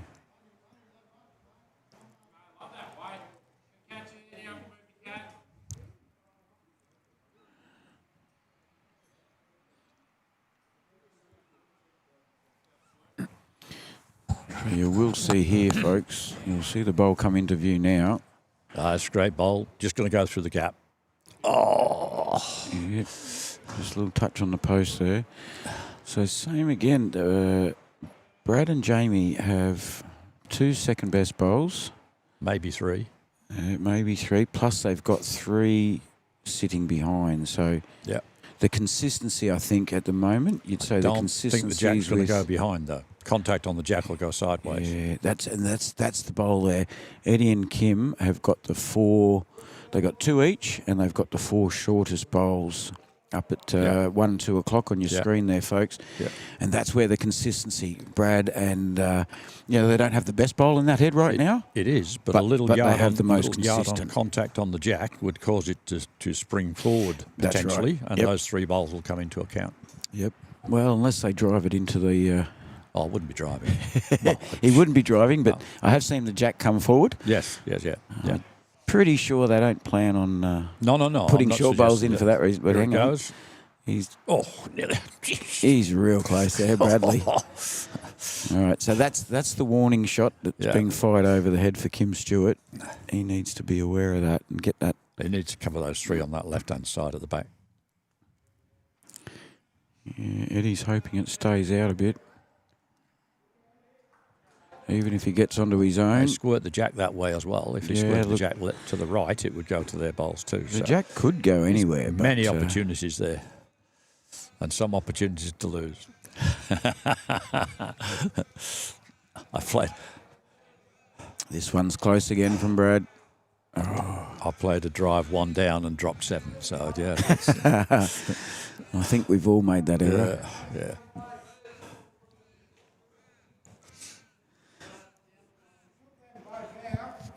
Nice to see Sarah Ross has joined us. Watching one of her teammates here. Who's a teammate? Kim Stewart. Oh, is he? They won the grand final this year in Division 1. Oh, right. Okay. So Millicent got their first ever Division 1 pennant. No. Yeah, that's true. Pennant flag, I was yeah. watching that. Yeah, they played very, very well. They deserved every bit of it. Yep. Young Jones was exceptionally good. Oh, absolutely. Yeah. I watched your broadcast on that. That was really good.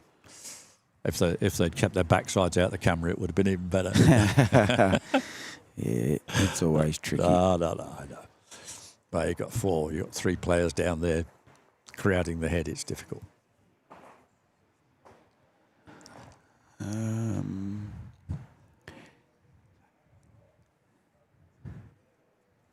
We'll just see if we can make sure we get a score update there. That's 8. Up there. No, that'll be 10 ends now. So it looks like 12-6. Just double checking with the boys.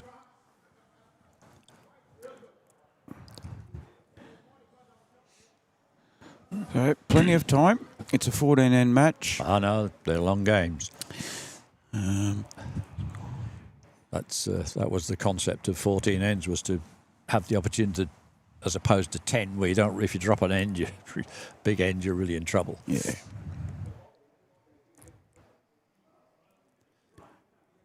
So yeah, this started as the West End Classic Pairs in '89. Okay.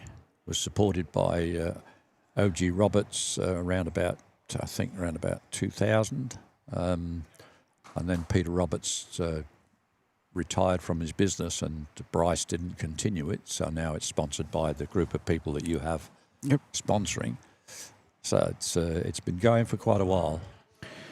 I got a funny feeling it probably would have been when I first competed here, when O.G. Roberts was sponsoring. Okay. That does ring a bell for some reason. Yeah. So Yeah. Now Peter Roberts was good sponsor of the club, but like I said, he's a patron of the club. But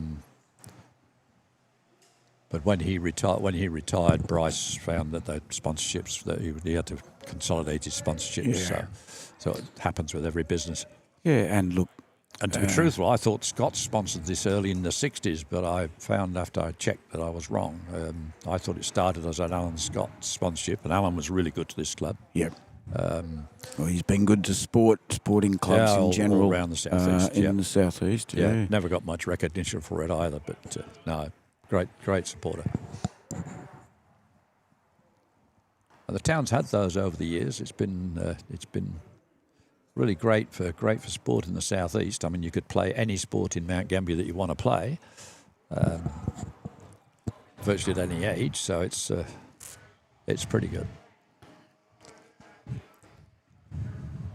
Somebody's saying good day to me. I don't know you, Wheelie, so I'm going to have to. That's Sarah gamble Ross. That you know That's me. Sarah Ross from Oh, that Millicent. is Sarah, is it? Yeah, Okay. some people have their actual names on there. Yeah, I don't like acronyms. I like to know who people are. But anyway, that's their choice. That's their choice for privacy. Yeah. Good day, Sarah.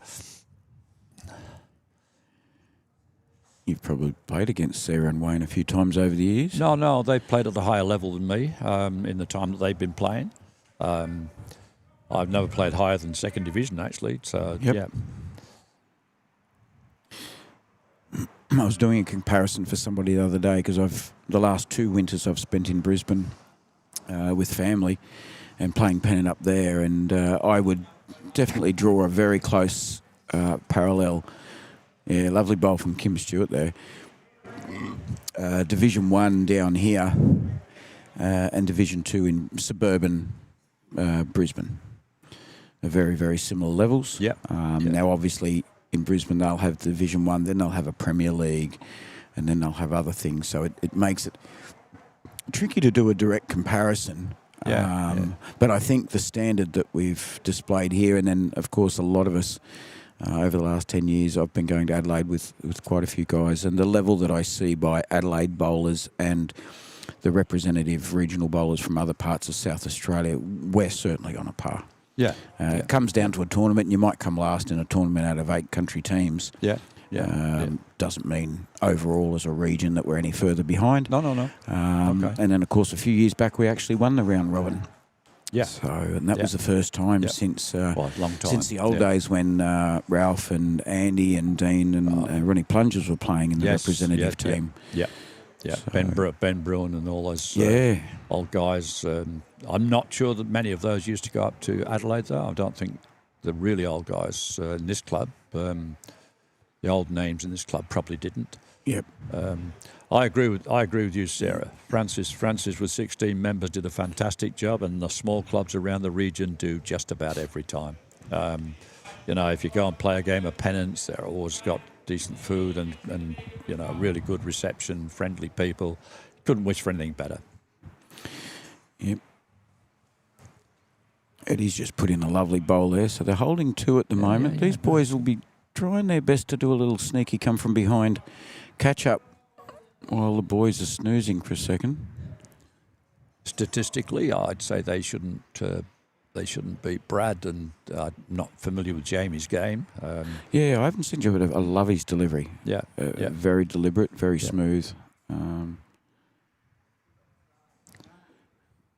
But it's always a 2-shot win to Brad on statistics. But every day is a different day. Oh, there's not many people that you'd, if Brad was coming up against, that you'd say he'd be going in as underdog. There wouldn't be very many games at all. He'd be. So if you beat him, you can walk away with a big grin on your face. Yeah. Well, one day if that happens, I will.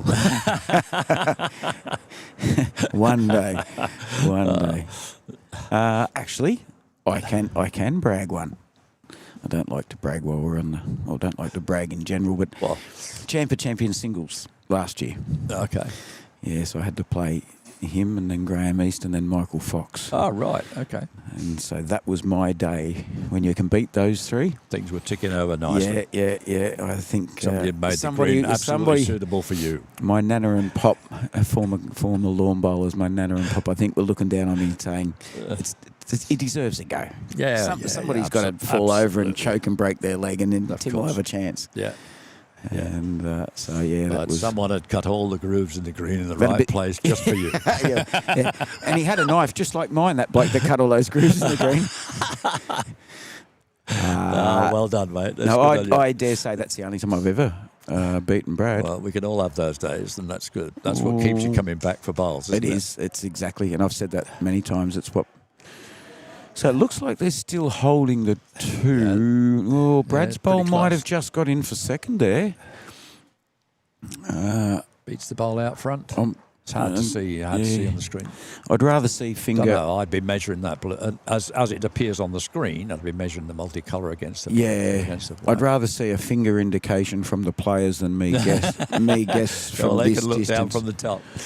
Well, I could just about throw a bowl from here and land it on the head. It's not too far from us. Yeah. We're a whole different experience being absolute rink side here today. Yeah. You were saying that. I was just fortunate that the numbers were just not big enough to take up all the rinks, and the opportunity came forward to be here. So and with the lovely weather.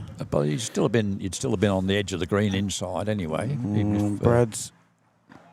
Brad's, well, there you go. He said he cut one out, so they were holding 2. But I would have, from here, from the camera, and also looking around the monitor, I would have measure it. I would have been guessing that was only one at the time. Next steps is the vertical camera. Oh yes, look, I just need an engineer to build a boom for me, right. and somebody to fund it for me. It's too long since I did any engineering to get into that. Get enough engineering around here. So that was your trade? Yeah, I was chief engineer at Panelboard. Okay. Back in the day when I first came here. Yeah, came to Sydney in '64. You came from Sydney? Came to Sydney. From the UK. Yep. To a job in Kellogg's, and that wasn't working out. It's too expensive in Sydney for us. So I was born in Sydney in the 60s. Yeah, well, okay. Yeah, right. Very expensive. It wasn't very expensive for me back then. No. Well, if you're established family, of course, it was all right. And if you were prepared to live out Bankstown Way or north of Bankstown, you could probably afford it. But that really wasn't the sort of environment that we had been used to. Yeah. So then I got a South job is- at paddleboard, and we came down here. And we've pretty much been here ever since, except in '68. I'd been working 52 weeks a year, said 23 hours a day. Oh, crikey. Yeah, it was pretty cruel in those days. Not quite that, but pretty hard, pretty demanding. Back in the day when you used to work 25 hours a day, Well, 8 days a week. Used to get call-outs at night, answer the phone in bed and tell the Yeah. boys what to do, and then go back to sleep, get up at 8 o'clock and go to work. Yeah. So by the end of 4 years, I was absolutely buggered. We went back to the UK, and that was a nightmare. That was a bad mistake. Yep. So got the offer from Panelboard to come back because they needed an engineer. Was I interested? And so we packed our bags and came back, and we've been here ever since. Yeah, So, I was talking earlier about how the regions. This is a good bowl. This is a good bowl. Got the cat. That's a fantastic bowl. Jamie has been doing that Yeah. most of the day, most of Right. the morning. Yeah. It's been a pleasure watching him for the very first time. I think he'd need to get Brad's approval. It's a No, it's been good watching the community. Yeah. I've seen Brad play with a lot of players over the years, so but have not, I. but not Actually, with Jamie. he's played with lower grade players and been more than happy doing it. No, he's a good player. He is a good player. I'm doing him in injustice. I shouldn't do that.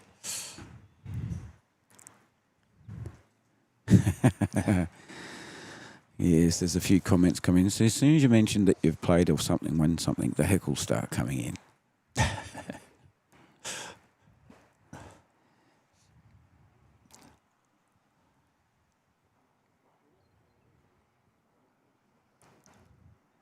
Yeah, Kim won't be too upset with that. It is behind just.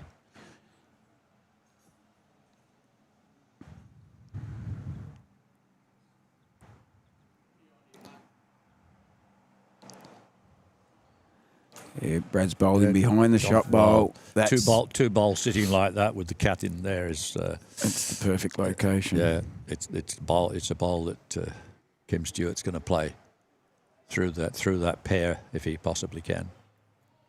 He's got to get around the blue one. I'm a bit surprised he went that hand, Yeah. but he's moved it out the way now, so you won't be too upset with that. Actually, he's pushing it towards Brad's bowl going that side, which is interesting. Oh, that's the right shot. This is the right shot. Gee, it ducked. Yeah. Now he's opened it up. He can get in there with the same shot. Yeah, that's Brad's last bowl there. That's Yeah, but he's... that one's a little delayed, this one here. Yeah. Oh, is it? Oh, that's why I'm finding it a bit odd. Yeah. Okay. It's all right. You can call the bowl after the next bowl's come down. I'm going to be right, aren't I? Yeah. If you weren't making Blocked it, mistakes. That's still the shot, though. That's still his best shot. Yeah. You're right there, Wombat. There's been great banter between the players here too, mate. I love that you guys are all carrying on the live chat. The players have been quite good. There's been smirks and little niggles and digs, and he's put a bit of muscle into this one. And his grass is looking exceptional. Beautiful. Split that gap. Still one down. Yep. So he got his own out, but he's... Tell you, Ed, he's hit just about every weighted shot. Yeah. I think that he's gone for. He's improved in this, a lot in since this, he came to Port Maine. in this match. He was just you know, developing when he left here. He Playing with the right people down there, isn't he? See? Please. What's that? You got to go now, dear. Yeah. But look, Jamie's done exactly what you'd hope for. He's put Yeah, he's one given him straight room. back in there. Yeah. Yeah. So both bowlers just playing brilliant bowls. I'm not sure he can He's get got in his there serious, on draw. got his serious face on, has Ed. I don't think he can get under that. He's blue in the ball with same draw. area Oh, he's played the again. right He's got weighted it ball. again. Come on, he's got great. it. Yes, That's a he good has. ball. And it's out of bounds. It is out of bounds. So a dead end on this game, don't they? No, it'll be playing on the dead tee. ends. Oh, really? Oh, okay. I didn't remember that rule. And I'll need to make a serious adjustment here. So Brad still Eddie got- Smith, No, I don't think he's shot. take a bow, mate. Yeah, it's a good ball, but I don't think he's got shot out of it, has he? Well, looking there, he may well have. Is that his bowl? I'm The white hoping. one? Is that his bowl? That Yes, white one, yes. is it? It's Is the it? white one that's got blue and yellow on the other side. Yeah, he's got the red and blue. He's got the red and blue on the side. Yeah, that's what's Yeah. These blokes with their fancy pants, multicoloured bowls. I don't know. Why can't they just have plain black bowls like mine? No, I like the colours. I was the one that pushed for coloured clothing in the southeast. Yep.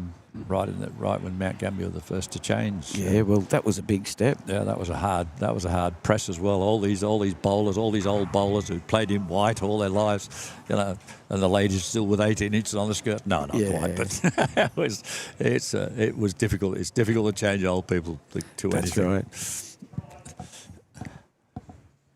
Just trying to get the players' attention. Who are you looking for? Yep. No, Brad and Jamie have still got shot with the blue bowl at the back at 4 o'clock there. Yeah. Kim wants to This is sneak gonna go in off the edge. in. Yeah. Yeah, he wants to. In off the edge for sure. Ooh. Not quite. He's not quite there, is he? I can't see that this angle. I don't know. Might be a measure. Well, they're telling me that blue bowl shot, Yeah. and it definitely doesn't look it on the monitor, the blue white bowl at the doesn't back. beat So, Eddie's bowl anyway, so they're still shot. yeah, so, gee, it's... I mean, I believe what the players are saying, but there's that part of me that still wants to get up there and go and have a, you do that in a match. You want to go and have a look for yourself. You don't trust somebody's judgment sometimes. This is a good bowl from Brad coming in here. That's a great bowl. If it's beyond, it Just doesn't have to run be on in a the little count bit. right No, now. it's It's just run got to on a be little bit. behind. Yeah, just run on a little bit. I think he would be going for a draw, though. Dead draw. Yeah, I think they're all. He all would be those keen. He boys. would be keen to nail it. I don't mind who wins, loses or draws, Oh, no. Peter. I'll tell you what I No. want right now. I want this to go down to the wire. Yeah. There'll be 2 ends to play after this end. So you need a bit of a recovery on the score. Well, that might be shot. Might be shot. You're not moving. Eddie's not moving. But At the moment, Jamie's bowl's the best bowl, and the next 2 or 3 closest bowls. really Kim's hard. out of bullets though, so it's not going to change in that respect. Brad's adjusted. This is shot. Is it going to turn enough? Yeah, it is. Oh, Oh, it's on the bowl. They tell us the shot so bowl. it's up between the white But one. they're and gonna these have a at the look, back. yeah. Yeah. We'll spin around, see if we Eddie can- wants the front ones. Yeah, I think those front ones. I mean, on the camera they certainly look. They look real close.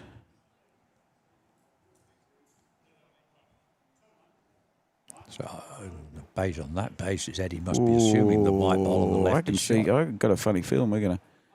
It's 1 down. Yep. Gee, it was awful close, but that shows how deceptive it can be on TV. Yeah. You don't get you, and it's deceptive when you're standing down the other end of the green. But let's face it, you can't really tell what the length of a ball is. Yeah. But that's also a big hint for the viewers at home, are sitting there trying to guess. Sometimes Eddie's given you're only going to do your own heading. Eddie's given them one. Yeah. Devil's number. So 2 ends to go. On the devil's number. Yeah. So can they get off 13? Are you superstitious? Well, if you're on 13 and your opposition's on 7, 2 threes. Yeah. Not that there's been many threes, but I'll look at the score.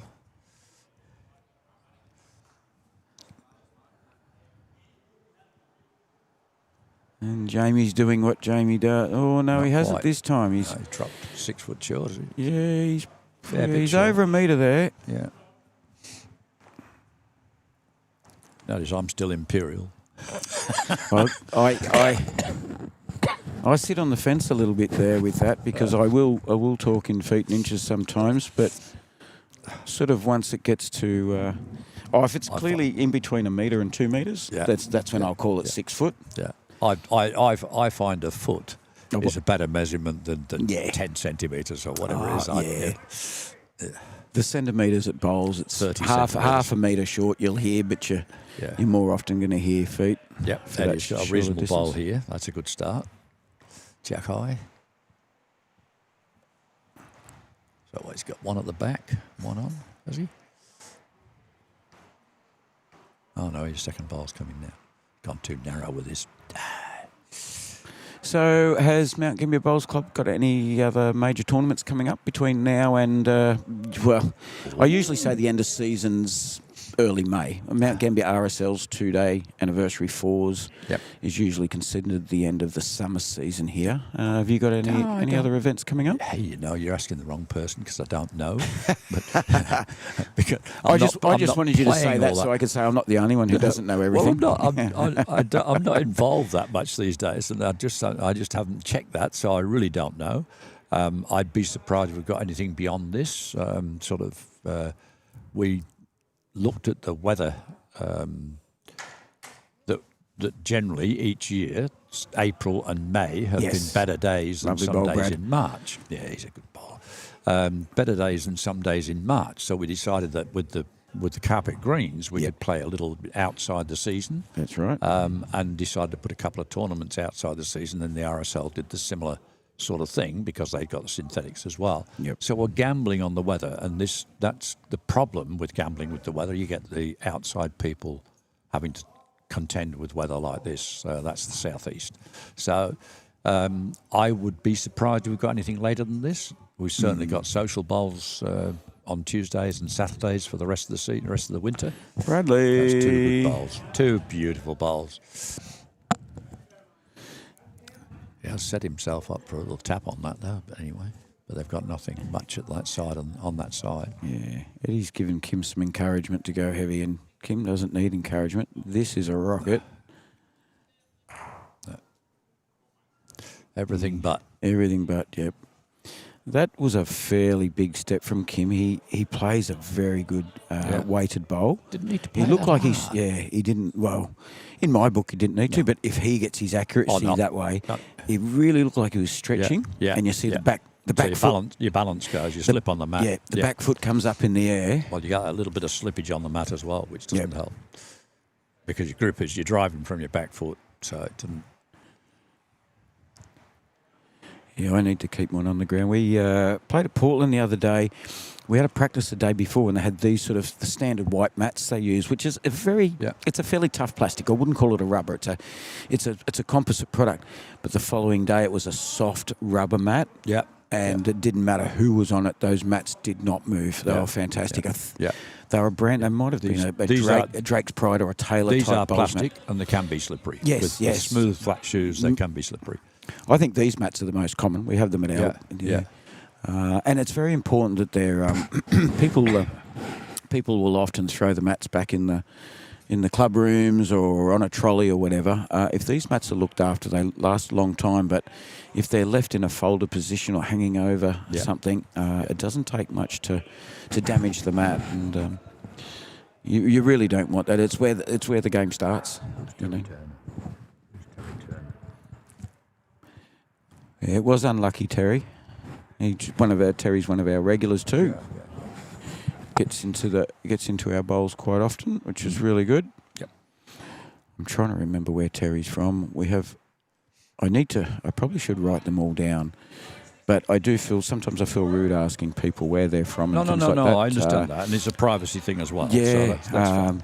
because we have UK viewers,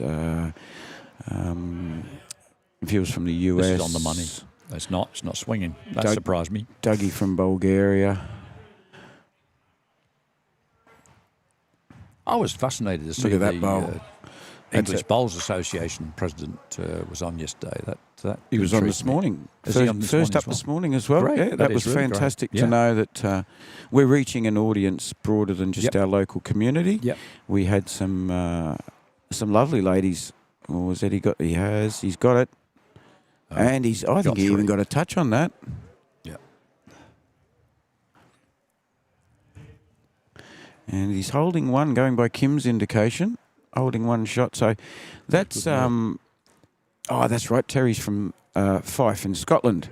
Oh, really? We had Scots here in 2004 for their Kirkcaldy. Is it Kirkcaldy? Is that how you would pronounce it?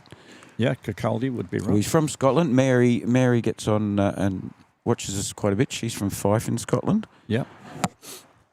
Is that how you pronounce it? Kirkcaldy there. Yeah, Kirkcaldy. Is that how you pronounce it? Yeah, Kirkcaldy. Yeah. He'll correct us if we're wrong. You need a Scots accent to do it. But I'll need a fair few drinks if you want me to start doing Scottish and Irish accents. we had the Scottish national team here in 2006 for their practice game At this club? before the Commonwealth Games. At this club?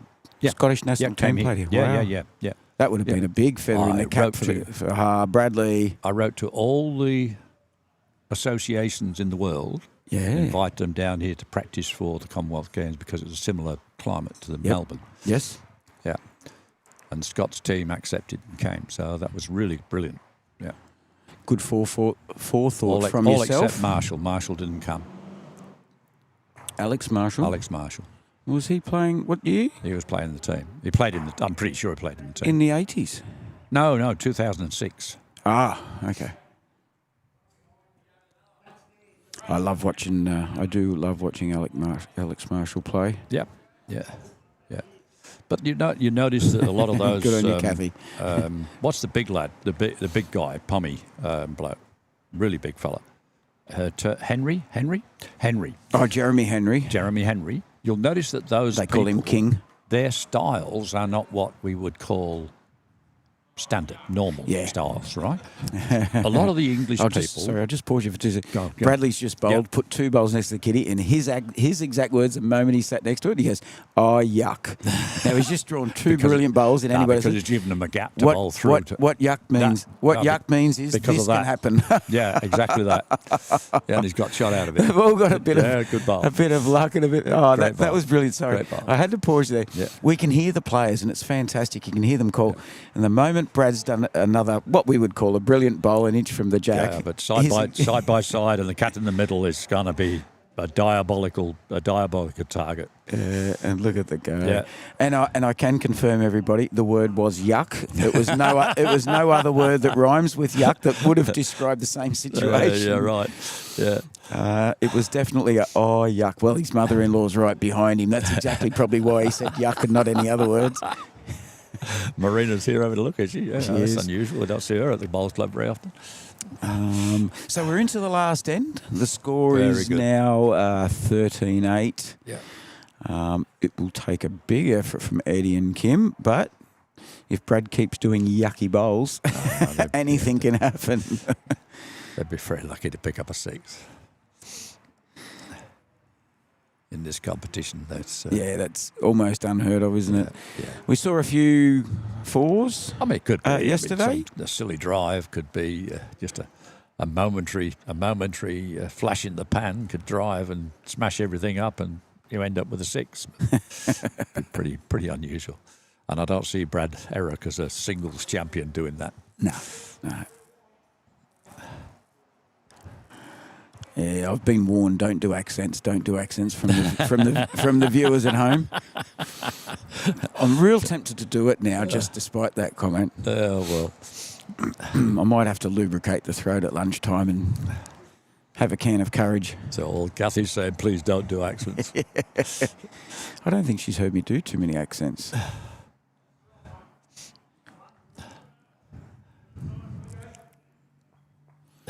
Ed's not happy at all.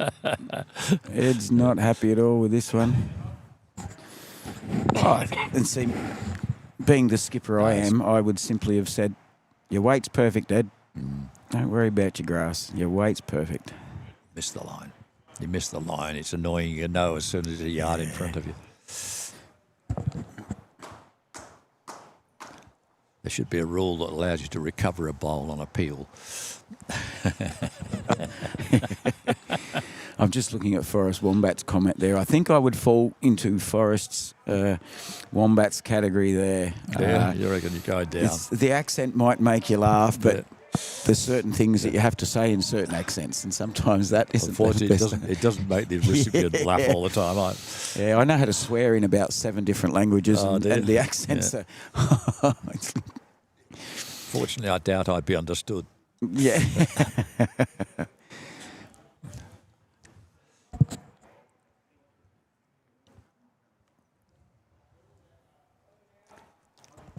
Well, while the lunch break is on, everybody, we will definitely get some answers from Milton Chant, who's in there doing the scores. We will be back out here. How are we going time-wise? Yeah, we've programmed the last game to commence at 12:30. I don't think the boys would mind having a long lunch. They'll be finished well before 11:30. So this end's gone quicker than yesterday's. Most of yesterday's were about 2.5 hours. Yeah. Outside should be a little bit quicker this morning than it was yesterday. It's a lot. The ground, as it gets wetter, it gets harder, so it runs a bit quicker. Well, unless the rink we're on has been going fairly fast, most of these people on this green will be finishing around the same time. We've got Seem to some be bowling the same way. Yeah, we've got a few still on the 13th by the looks, but most look like they're on their 14th, So unless they're really minutes. slow and they're on their 12th. Yeah, they're only 10 minutes behind, which is your 11:45 anyway. So, Yeah. So, my guess is Jamie's bowl's still shot. Oh, well, your guess is not as good. It certainly looks it from here. And Kim and Eddie just coming up with a plan. Remember, Kim and Eddie were on 2 wins out of 3 yesterday. Yeah, I'd have to say, Forrest, that as far as Billy Connolly was concerned, he couldn't put 2 words together that weren't swearing. Yes.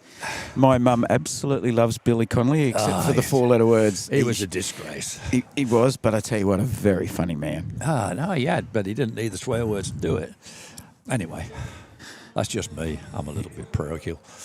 I may have even seen that same sketch, Wombat. There's a few goodies like that. Eddie Murphy's another one that I find him very funny, but you've got to be willing to handle the language. And now we've got the likes of Jimmy Carr and Michael. The guy that did Office, I think he's pretty good. Yes. Yeah. God, I know them all. Isn't it funny? Normally I can rattle all their names off. That is a really difficult head to read from the camera. It is. That'll really be the tough. shot bowl. You reckon that's the shot? I think. Well, I'm cheating. I'm looking over the top of the monitors at the ground right now. Yeah, okay. It's still difficult to tell. Yeah. This is close. This is going to be close to the jack. It is now. There you go. Do you want me to tell you who's got shot? I know who's got shot now. I don't need to look at That's over my, the top. I can my see that. 7-second Queensland delay. Yeah. So, but I still think it could be 2. I still think It's not going to be 6. 2 bowls of We can Jamie's. declare the winner at this stage. Yeah. There is no possibility of 6 coming out of that.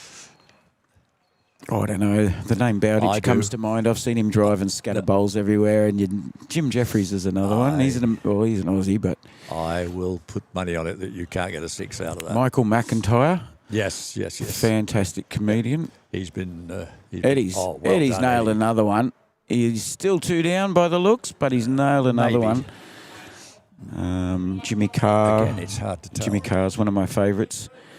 They're learning to push the boundaries of inappropriateness with their humour to next level lately.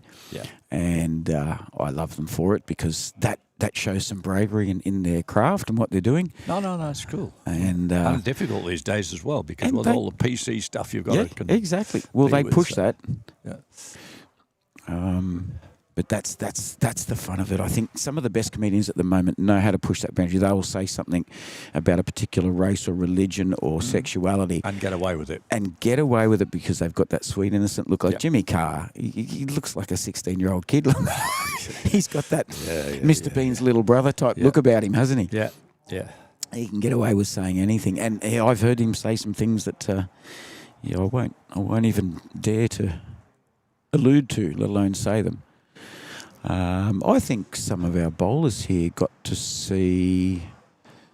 I'm just trying to think who it was. It may have been Jimmy Carr. Some of the bowlers, Brad may have been one of them. They were up in Adelaide for a tournament, and Jimmy Carr or somebody was in Adelaide, so they all raced around. Sarah might be able to fill us in there because I think Wayne went. I was very, very jealous. I think it was a night off during round robin or country carnival. So getting that chance while you're in Adelaide to... Kim Stewart's putting some weight into this. For the cat and got it. Bingo. Bingo. That's 1. Which is and he gets a high five from Brad, who's got a smile. You can bet Brad probably said, go on, I'll give you $10 if you have a go at it. This is the nature of. It was a very difficult draw. There's too many short Now bowls in the I've got to line. very quickly try and get some adjustment here and see if we can find Gets it where back to the ditch. we don't. It's gone sideways a little bit It to the right, I has. think. They have put a marker there, but Yeah, it's unfortunately, right over near the peg. Eddie's bot's right in the way. Yeah. I think it's further They're over. doing all the right things, not standing on the centre line. That's the shot. Oh, well, I don't know where the ditch bowl is.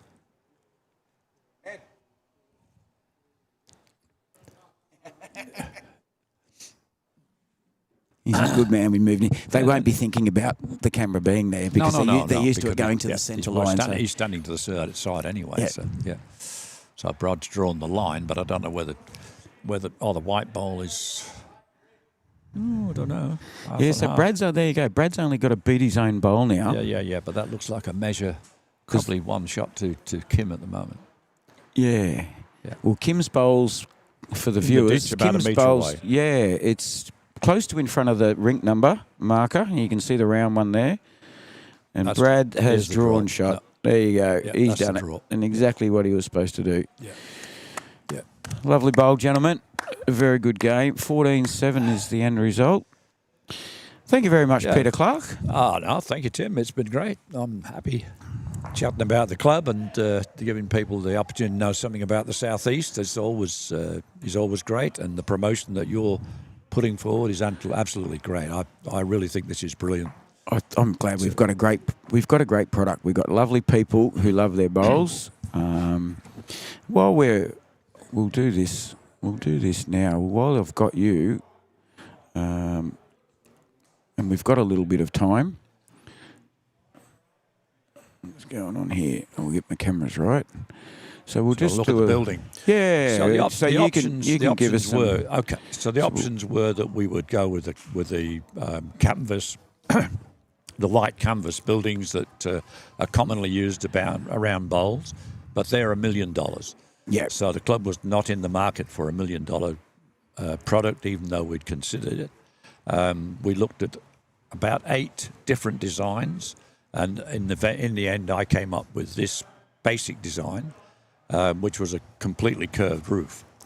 Council decided they wanted some sort of breakup of the roof, so I gave them 3 options, one of which was this lifted panel in the centre. Unfortunately, the skylight should have been black, not white, because that allows the light to come in and put stripes on the green when the sun's bright. Yep. Which is I would prefer it wasn't there. It's not doing any harm. It's not doing anything to the bowlers, but it would just be better if it wasn't there. So that's if I go up a little bit, these are the skylights you're referring those to? are the skylights I'm talking about. If they'd been black panels instead of white panels, it would have been, in my opinion, would have been better. But the building is a white building. It's on the outside. Yep. It's a very attractive building. It's low because we are we're 1.25 meters below the road pavement.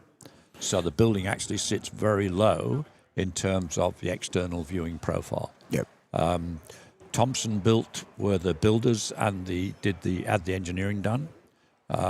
It took us 3 years of negotiations with council to finally get them to agree to allow it to happen. And I think if it hadn't been for a change in CEO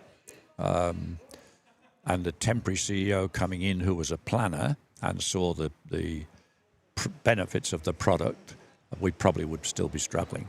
But that happened. Council finally agreed. Was one of your biggest hurdles the heritage listed buildings in the area? Well, or was yes, it more yes and just no, such a big structure in the centre of town? It's not really heritage. It's what they call I can't remember what the words are, but it's something to do. It's something like heritage, but it's not full Just heritage. a There's nothing. historic precinct. Yeah, that sort of thing. Yeah. So there's pretty ordinary buildings in this immediate area, but it is a sporting area. It is a sports facility, and to move with the times, council eventually came to agree that it was not an intrusive design. Yep. And so we agreed to do it. We got it built by Thompson Built, the local builders. Yep. The lighting's done by Stuckey's, the local electricians. Excellent. So it's all concrete work, which is enormous product. Was done by some local concrete working guys. Yep. So the whole thing is locally constructed. It's by local, fully local product, except for the materials, of course, which we don't make down here. So it's been an absolutely brilliant thing for the club. We have that many business social activities booked into here. Yep. And Christmas, it's absolutely mad. You've had boxing tournaments. You've had live music we've had under boxing here. tournaments. We've had live music. When we first got it down, we bought the mats so we could put them out on the green so that we could have events inside the building without damaging the green. That turned into a huge job, but when we've had things like Fringe, we've got groups that have come in and they've helped to do that type of work. So we've had Fringe events in here. You've hosted some of the We had a Fringe Fringe festival. event. John Revin booked quite a few things. We've had some artists from away putting on shows in here. I'm just going to show people there, because I think the matting, and I've seen that, and I've seen it is a lot of work to get them all out there. Each mat's a square 1.2? metre. Well, It's a metre? like that. Square metre on 1.2, something like that. But they're reasonably heavy. So it means because you've got to protect the green, you don't want something going through that's going to damage the green. So chair legs and things like that. So they're the mats, folks. They're all 1 metre square. So approximately. Composite rubber. Yeah. And we've got those. We probably can do another angle, so they can be simply moved around. They can be laid out all over the green. We've got enough to cover, I think, 2/3 of the green. Filling the building with an entertainment thing hasn't been our objective at this stage. No. We've not got that far, and we're not taking as many bookings these days for that kind of thing because it's too much work for the voluntary labour that we've got. Yep. So it's a little bit stalled at the moment, but it's still there. The boxing tournaments were really good. We had those. John organised those for. John Reppin was the primary contact for all that sort of stuff and was doing an enormous amount of work in that area. So the boxing tournaments came for 2 seasons. You don't want me to look at the cameras, do you? I thought people need to see who they're actually listening to. Oh well, And it was demonstrating the matting, because we've put those mats down underneath our table. Absolutely no damage to the green. Yep. So it's a perfect opportunity But to be able to. this green is a hard surface underneath. It's got very, very little sand, a trickle of sand on the top, just to level the little hollows out. Yep. So it's a very hard surface, which means that it stays consistent. It was 16 seconds the day it was put down. It's 16 seconds today. Yep. It runs really, really well. The outside one is a different construction. They put down a similar base to what you've got at Port Mac. Yep. With cement mixed into an aggregate, and then the aggregate is topped with a thin layer of sand, which was meant to be about 5 mil. The boys used 10 to 15 mil, and we're having the same issues of consolidation that you have with a sandfill green. Okay. So that's taking longer to get up to speed. But on wet days, it's fantastic. On dry days, it's a little bit slower. It's still playable. It's flat. It's true. Yep. And generally, it's a good green. But we were looking for that instant service of speed. Yes. We're going to be a while getting that. Yep. So, but it's still, as I say, I think the carpet is the preferred material to play bowls on. It's very similar, in my opinion, to bent grass. Mm-hmm. But the cost of it is about 1/3 more than a sandfill green. Okay. So most clubs are not going to go to that. And as you know, in the Depending southeast, on your budget, in the southeast, every other club that's gone to synthetic has gone with sandfill. Yeah. And I think that's a price factor. Yeah, well, Narracourt's got something similar to this, but theirs is sort of more like our Port Max. Narracourt have got one like yours. Yeah, that felt type product. The felt product. Yeah, that's right. Yeah. Just letting you know too, Brownie's got on the live chat and he said a heritage overlay. that was the description. Where We're is talking it? about the building, so not heritage listed buildings, but there's a heritage overlay. Yeah, it's not, that's your not the town plan. words, but yeah, it is that the area is what they call a heritage area. You've got buildings like the Park Hotel outside, which That's is right. a beautiful, really old building, been there for a very long time. You've got some very nice houses up in some of the streets on the north side of Vansittart Park. And so the council are a little bit resistant to modernising. Yeah. But if they build blocks of units, they're built as modern houses. There is some little bit of give to heritage in the sense that some of them have architectural features that lend themselves to being called sort of heritage. Yep. But some of them are just plain limestone, Yep. which is also heritage. Yep. So it's. I don't think this is offensive to the area at all. I think anybody coming to this area would drive past this without saying, "Oh, that's an ugly-looking building." Yeah. Okay. So if anybody's interested in looking at the outside of the building, if you were to go to Mount Gambier Bowls Club's Facebook page or website, Yep. You will see a photograph of sea green. Yeah. Sea green in the foreground and the Bob Cranwell Arena in the background. It's actually on the link that we've put on YouTube. Yep. You can actually see that building. Unfortunately, we've shaded and transparented. No. I understand that. Yep. Yep. So people can see, get an impression. I can't race the cameras out there now, but people can see and get an idea of how it's blended in with it. You've got electronic stores and so forth over the road. You've got Vansittart Park, which has got a historic grandstand. Small business When I say area is just historic, over the road. an older and restored grandstand. You've got the Park Hotel, which is a lovely limestone look about it.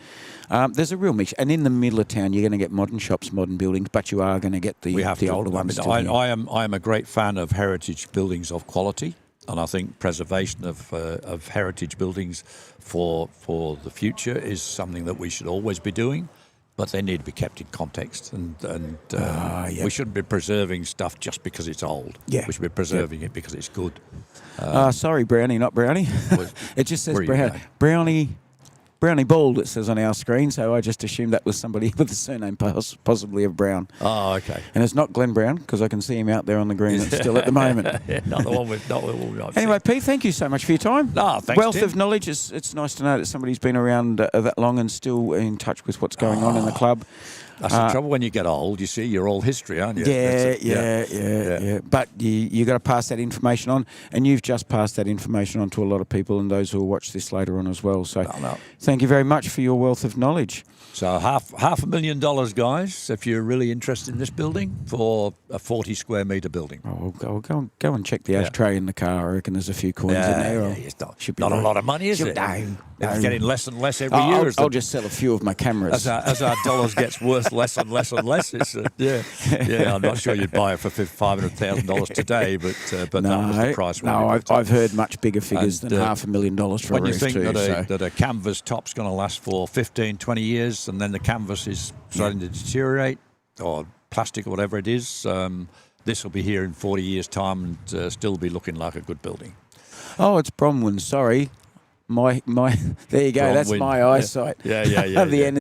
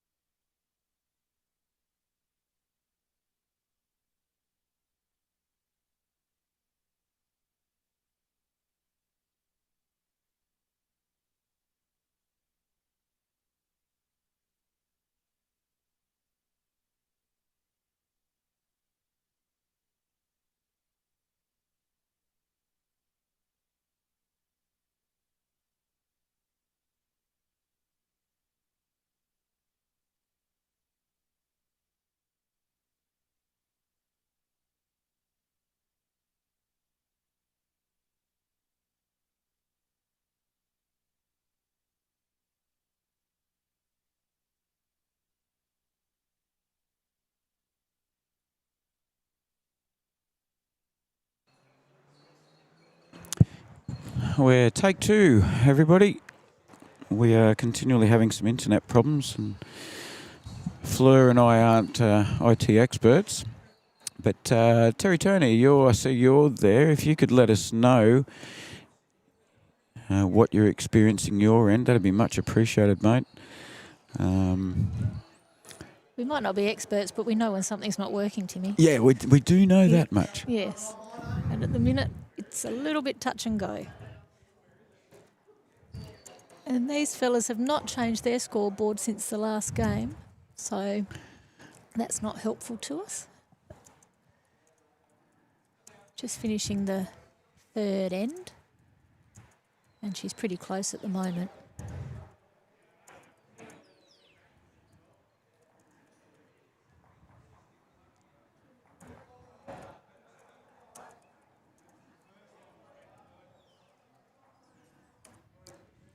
And more buffering. Getting buffering. Thanks, Terry. Thank you very much, Terry. We've tried Optus, we've tried Telstra, and we've also tried the Wi-Fi here at the Bowls Club. And Kathy's just arriving, so we might have something might work again in a minute. Yeah, Kathy, the IT guru, is here, and hopefully we'll get an answer. So we'll go silent for a little bit, folks. We'll leave the screen on and see. So you may be able to at least watch in silence, and hopefully we'll have it resolved soon.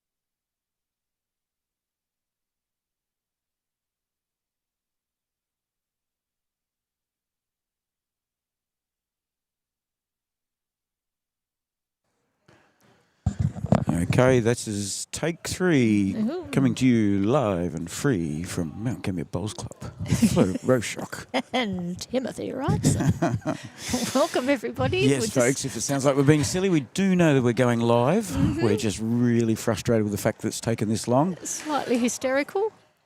And apparently we're not buffering, so we're good with that. So we've got Tony Bowditch and Straub Masters, who have won all 4 games until now, so need to win this one to be assured of either first or second spot, depending on percentages and shots up. If Jeff England and Kim Jones, who also are on 4 wins, win their game, and they're playing against Ian Von Stanky and Glenn Brown, who are currently, I believe, after 4 ends, Timmy, winning.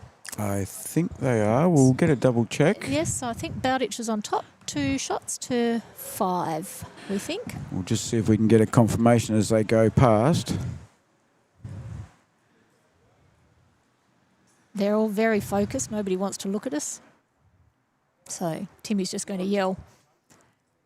Yep.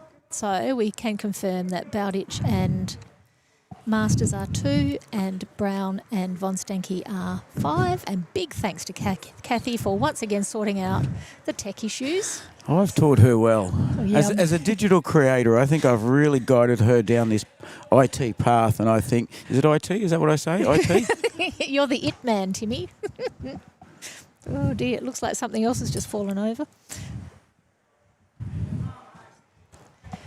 Right, so at the moment it looks, Tony Bowditch has just drawn the shot there with a front knocker, as they say, front toucher, as Kathy would tell us. You've got to be careful saying front knocker. What if somebody says 2 front knockers? Hey? I would not say that, Timmy, that was just you. I'm only asking the question. Oh, you're a disgrace. Anyway, a bit like Straub's awful beanie, which is likewise a disgrace. Oh, dear. Oh dear. Thank you for your patience, those of you who are tuned in, and my apologies to any, not that they'll hear it. If they've already tuned out, they won't hear it. Terry, give us a big high five, mate, if you think that's working well now. What are we looking at, Timmy? We're looking at Tony holding 1. Yeah, is that what we're seeing, though? No, we're not. Okay, good. No, I'm miles from where we need to be because... Pretty sure we're just looking at Tony's back end then. And he is... Look at that. Oh, If you he's ask, in, you yes. shall receive. Look, Oh, fabulous. That's look, there's great. bowls on the screen. Yeah, that's This is what amazing. digital creators do. They focus on the important bits. Looks like Straub and Tony might be holding 3 or 4 there. So the burgundy bowls and the brighter blue bowls belong to Bowditch and Bowl Masters. This from is Ian very Von good. Stanky. Well, I reckon, He's not. maybe cut it back to 2. Straub's claiming 3 already as Glenn takes. Easy. It is 3. 3. Wow. What do you know? We've come back at the perfect time. We have. Thanks to Kathy. She's got us back in. 5 ends score and goes- 5 all. It is. All the Excellent. 5. All the 5s. Yeah, you'll have to excuse us. I'm feeling a little bit silly, folks. Well, we're just relieved that we got things working. Absolutely. And I'm really. just working out on the screen that is somebody's lifter that looked like something was lying on the green in between the Yeah, burgundy it bowl and the is. cat. So that should be moving fairly shortly, which will be good.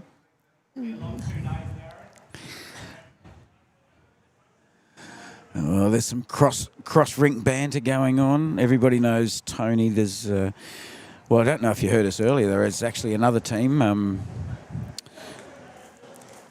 Kim Jones and Jeff England are also 4-game winners after the first 4. Straub's putting the lead bowl down there on his forehand. His grass is beautiful, but he's just a little bit shy, which is not how we would usually describe Straub. No. No, he's a pretty out there sort of personality. And we love him for that. We absolutely do. I got a hard time yesterday we live streamed him a couple of weeks ago, Timmy. Yeah. And we were talking about the fact that he's had 2 haircuts this year. Oh, that's right. And he was, I don't think he was really cross with me yesterday, but he did talk to me about it. Why was I talking about his hair? I said, I'm trying really hard to be nice, Straub. But anyway. We're just keeping the And mood up vibe. Absolutely. And today I can't see his hair because he's got that hat on. It looks like he's sent this one a little bit further than the last one. It's just a matter of whether or not he runs into his first one. Well, he hasn't ended up in a bad spot there. I think we could safely say he's probably just about blocked up both hands now.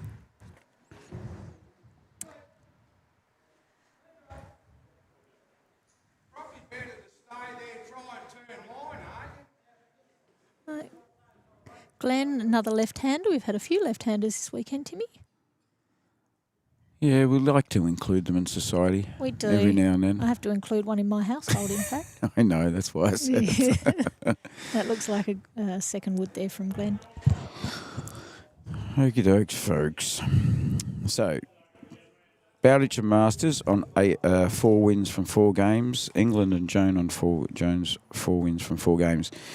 The next best, with percentage or shots up taken into consideration, is Dean Burgoyne from Robe with Neil Blakey from Mount Gambier Club. They're on 6 points, 23 shots up. Next best is Michael Fox from Mount Gambier RSL, Jason Curing from Mount Gambier, 6 shots -3, 6 points -3.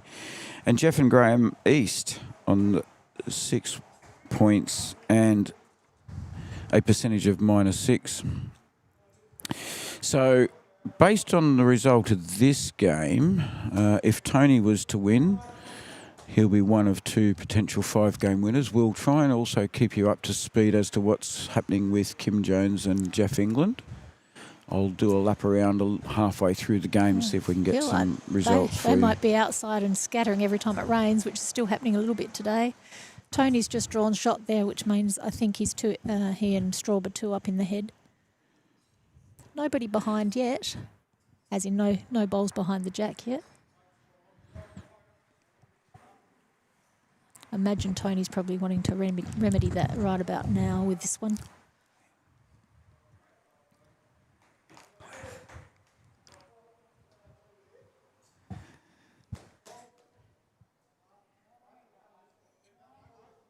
Yep, and while you can't... you probably have a fair idea of where that one's landed. It's nicely behind now.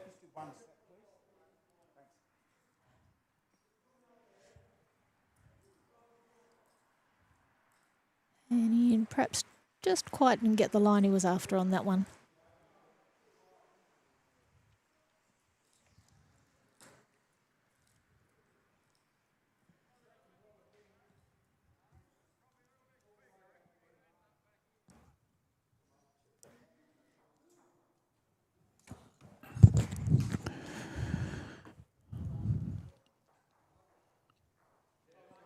So you're not experiencing any buffering now, Terry?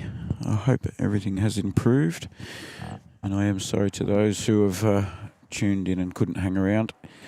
As we mentioned, we've tried Optus, Telstra and also the Wi-Fi from the building here and had a multitude of problems. Lucky Kathy Brooks knows a lot more about all of this stuff than I do, and Fleur and I tried all the options. Yeah, we're not very helpful. We tried hammers, screwdrivers. We even tried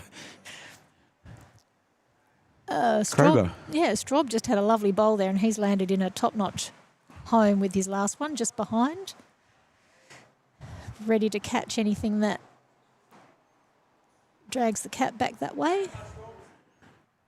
Very close from Ben there. And Glenn there. Both teams coming down this forehand for a right-hander's side, because the other side is fairly blocked up now. I think it should be mentioned too that Tony, in partnership with Gary Bowering, won some fantastic prize money. Thanks, Terry Turner. Much appreciated, mate. Yeah, Tony Bowditch won some good prize money only 2 weeks ago. George Adams men's pairs at Mount Gambier RSL, so he'll be all cashed up if he can manage to... Well, this looks good coming in here though, Timmy. Yeah. Oh. Bowditch and Masters still holding 1, but that has cut it back. Very nice bowl there from Glenn.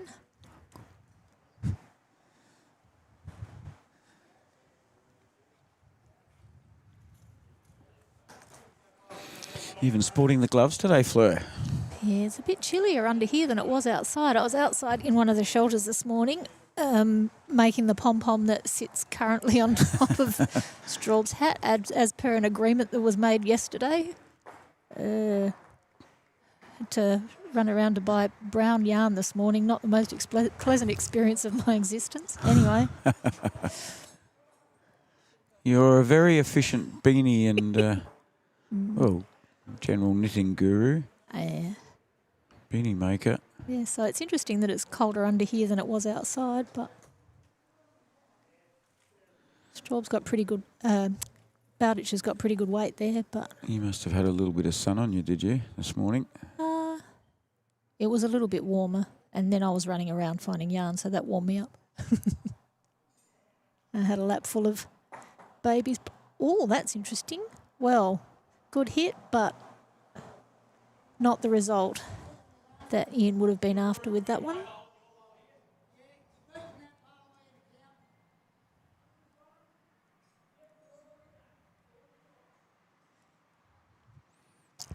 And Tony will know these greens. Tony and Ian and Glenn will know this green like the back of their hand. Absolutely. Not that there's any little niggles in it for anybody to be worried about or trying to work out.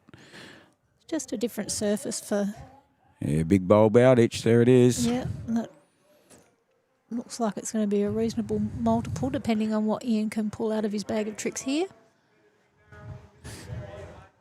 As far as I know, Tony hasn't been on the live stream rink other than the George Adams a fortnight ago. Right. So another three to Another three. The boys are on a Bowditch roll and now. Masters. They are. That was... They were 5-1 down a minute ago. Mm-hmm. And now 8-5 up.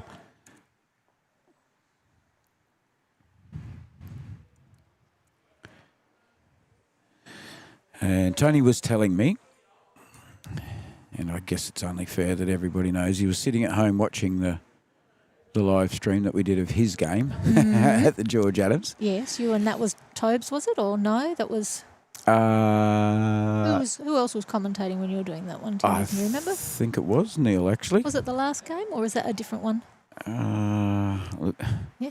Because I know There's that been a lot of game 1, that game is, 2s, but game you had 3 like- since I did that. You had a premium game for the last game there. It was going to decide the winner, and I can't remember Yeah, that whether was... they were actually in it or not. Anyway, go on. And it was theirs, I think, up against Daniel and Paul. Yeah. Yep. But anyway, yeah, so Anyway. Tony was telling me the other day, he said, I actually watched the game. Mm. So watching his own stream of his own game, and he said just as it was coming up, he obviously remembered what had occurred that day, and his daughter walked in and he says, oh, watch this, Nick, watch this. I do a good one here.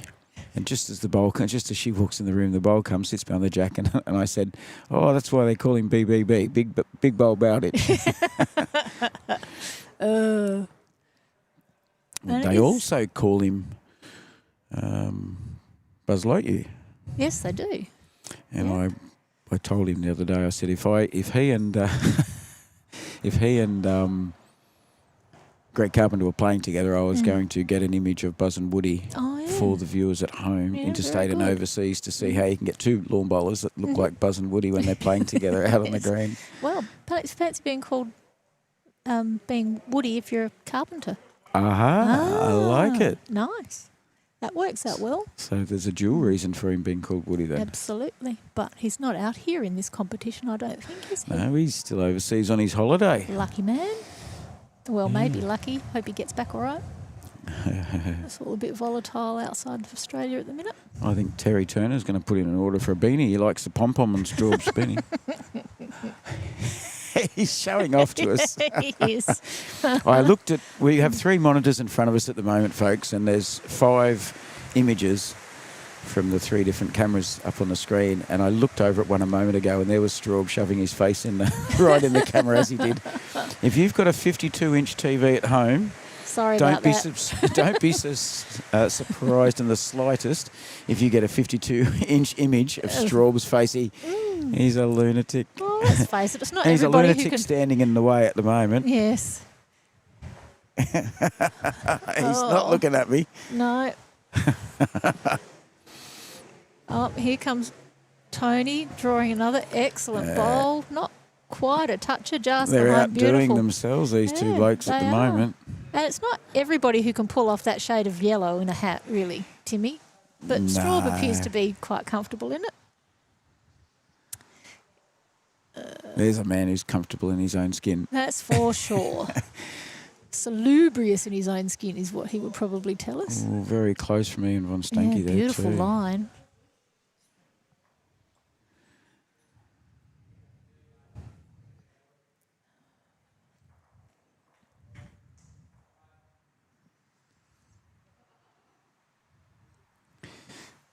As you saw from the other image, the jack is... We'll show you where this pulls up because I reckon it's going to pull up pretty close. Not quite. Just, again, beautiful grass. As you can see, the jack is just in front of the blue bowl in the middle of this pack here. So We've got an excellent view of it from here. yeah. We do have front row seats at the moment. We do. It's very nice. Wow.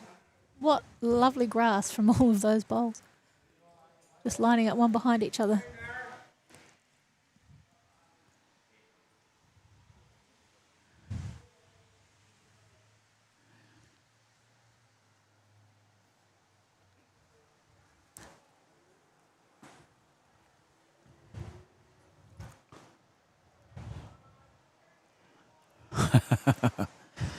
Terry wants to see Kathy with the pom-poms on. Oh, didn't bring another pom-pom. I brought all the beanies, so... She's one of those people that hardly ever wears shoes in freezing cold weather. She wouldn't need a beanie. Doesn't need a beanie, I know. But I did bring the whole array because I thought that Straub might want to choose something that was a little bit more... Strawberry with Beautiful another bowl. brilliant bowl. Choose something a bit more conservative, but no, he was very set on the bright yellow. And I'd said I'd pimp it out for him. Hawthorn line. Pimp it out. Yeah.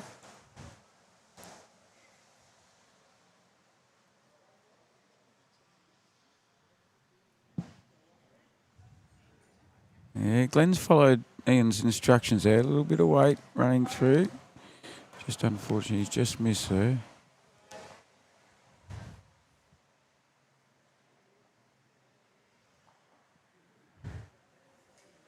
Straub sporting the Millicent / Hawthorn colours. Yeah, we did talk about green, but I decided that probably he'd prefer the Hawthorn. You know, he'd get more wear out of it. He would be able to wear it not just for bowls. Oh, my Yeah, goodness. true. For those who haven't heard us mention it before, Straub's famous for wearing a beanie to bowls whilst wearing shorts and thongs. Yeah. So Bit he's- like our good friend Plummy from Beachport. Absolutely. Hot feet.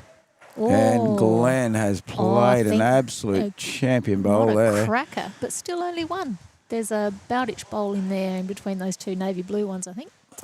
There is. I don't know. It looks two-ish from on It the does screen, look doesn't it? two-ish from the monitor. As But we found out earlier, that we back had one might be further back than it looks from there. yeah, we had an example this morning in a previous game. Peter Clark and I were here and we're looking at. We could have sworn a particular result would have been the case looking at the monitor, and also we have the advantage of looking only sort of 15 metres, 10 to 15 metres away from us. No, we were incorrect by a long shot. So don't be deceived, folks. We've noticed that not all the players are giving away too much with hand signals as to who's holding shot and so forth. Tony's coming on his backhand to try and drag that cat back to Straub's burgundy bowl by the looks of the weight that he tried there. Yep. Either narrower or just a little wider. Yeah, Narrower or just a little lighter on. Yeah. We'll get a result either way. That's right. Ian's hoping to beat him to it. Ian's going to be around the back as well. Yeah, probably a little bit further around than he might have been hoping, Yep. perhaps. So Straub's just saying keep that weight but narrow it up so that he can miss the jack and take or sit on one of those navy blue bowls. Straub and Tony, even though they play for different clubs these days, they know each other's games very well. Tony looks like he's followed the instructions pretty closely. Oh, he might just nip under. What a That's good effort. Possibly the shot bowl that he's only just been beaten by there. Lovely bowl. Very nice bowl. For Ian, it's not so easy. He might be holding shot, but he does not want jack movement if he can help He it. doesn't, so I'd be hoping I would have thought just a dead draw here. But a similar shot sitting on the shot bowl would have been... I don't think he tried too hard with that one, No, Timmy. you don't want to try too hard. I think think I've Glenn's said- going to have a good look for the second here. Yeah, I think I've told you what I call a Hippocratic Oath bowl. First, do no harm. Yes. Yes, so that's definitely a Hippocratic Oath bowl. I respect those. Other people might call people chicken, but not me. I like a shot in the hand is worth not messing it up Yeah. afterwards. Ooh, that looks very close in the measure.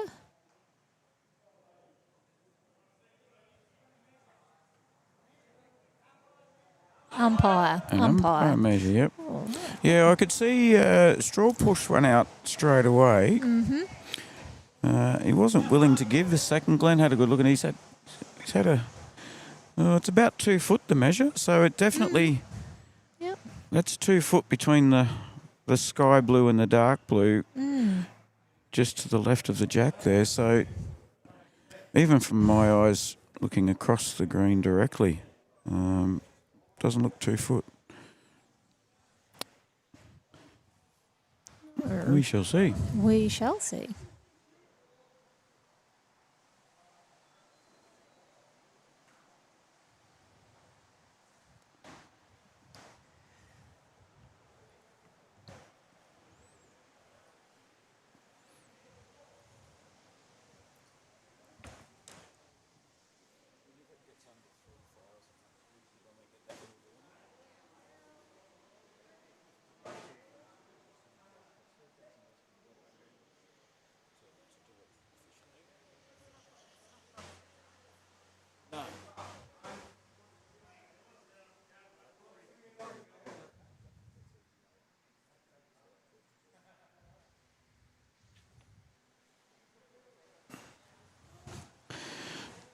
Superstar from the previous games coming out to do the measuring now.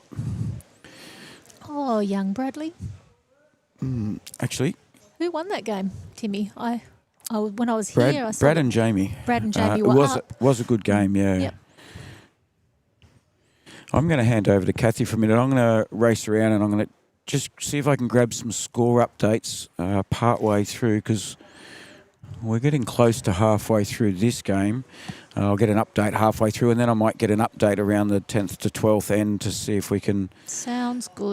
build the sense of suspense even more.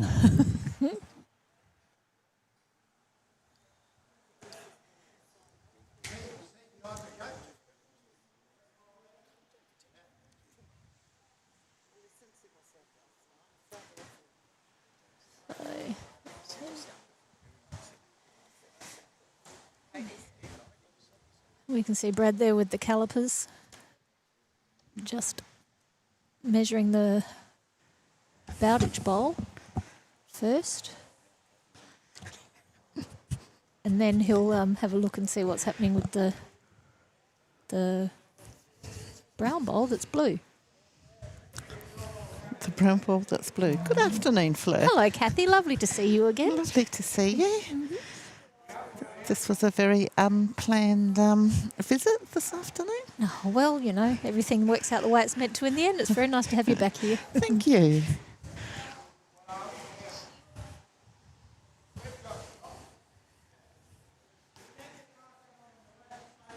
All right, and Brad will have a result here in a second. We'll push a bowl out and then we will know that Bowditch won that measure.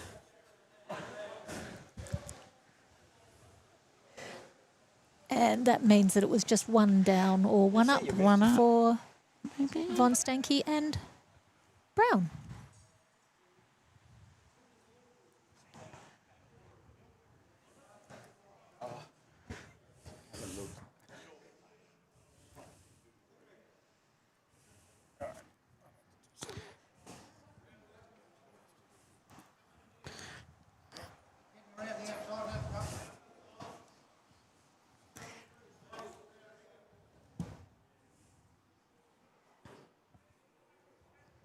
We're going to be stretched out a little bit more on this end with the Jack not very far off the tee, and the mat brought up probably 3 metres or so.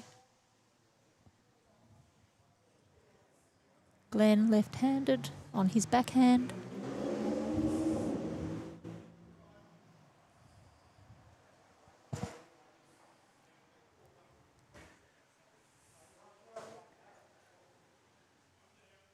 Just pulled up a little bit Just short. a bit short, yeah. Let's see what Straub can do and if he can get a bit closer.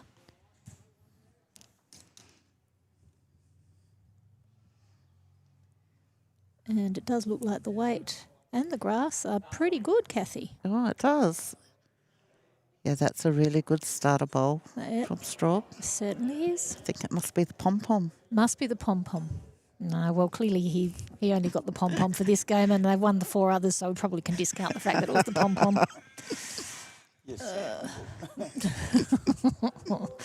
It's not my proudest moment, that hat, anyway. It's not the first hawthorn beanie that I've made, and this one is a bit better looking than the previous one, so that's something. Lovely line there from Glenn, but still hasn't quite sent it as far as he would have liked.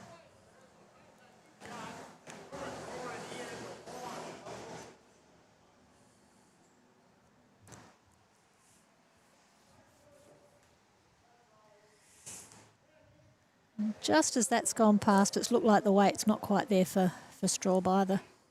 So perhaps the longer end's just going to take a little bit of adjustment. Yeah, it may take a little bit. The ends have been a bit shorter. They have. So often, as the bowlers who are watching will know, that if you are a little bit behind and you get the cat and the mat, that you might try something different to see if it can just throw the opposition off. I'm always a little bit wary in case it throws me off more than the opposition. Yeah, exactly.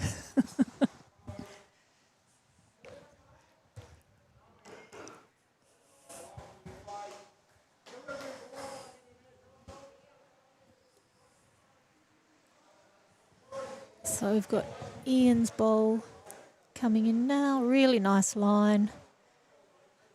But again, I don't know, I'd be telling somebody that they put the jack in the wrong place Yeah, if that I was would me. be too. Yeah. Whose idea was that? Yeah. And often what will happen with me is that I'll be asked to put the jack somewhere, miss, and then I'll go and put the first bowl exactly where I was asked to put the jack.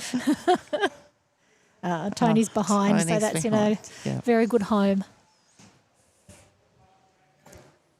Agree, Terry. I think we did lose some of the usual suspects, but hopefully they'll come back. Ian's put a little bit more weight on that one, so it will too land Yeah. behind, which is definitely better than in front. Now, so while the viewers now weren't able to see early on, there was quite a lot of jack movement, conversions, changing of the head in the first 4 or so ends. So each of these players would be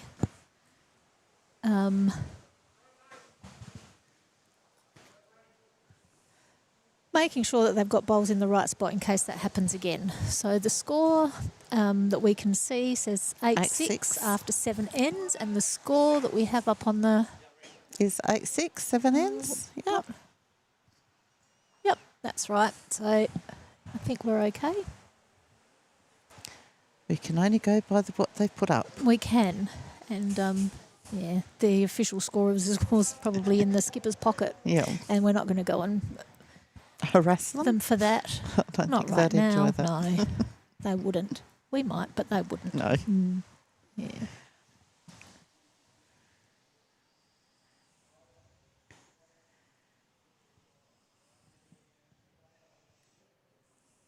Oh, that's looking a Oh, that was a lot better. yeah, it was a really nice track. Probably just needed another metre or so. I'm sure after all the games that these guys are getting just a little bit tired. Oh, it's a lot. 2 and walk is a lot of Yeah. walking and a lot of lunges over a couple of days. And 14 ends per game is It's a lot. It's That's a lot, but you wouldn't know it from that bowl. Well Right. bowled, Straub. Lovely effort.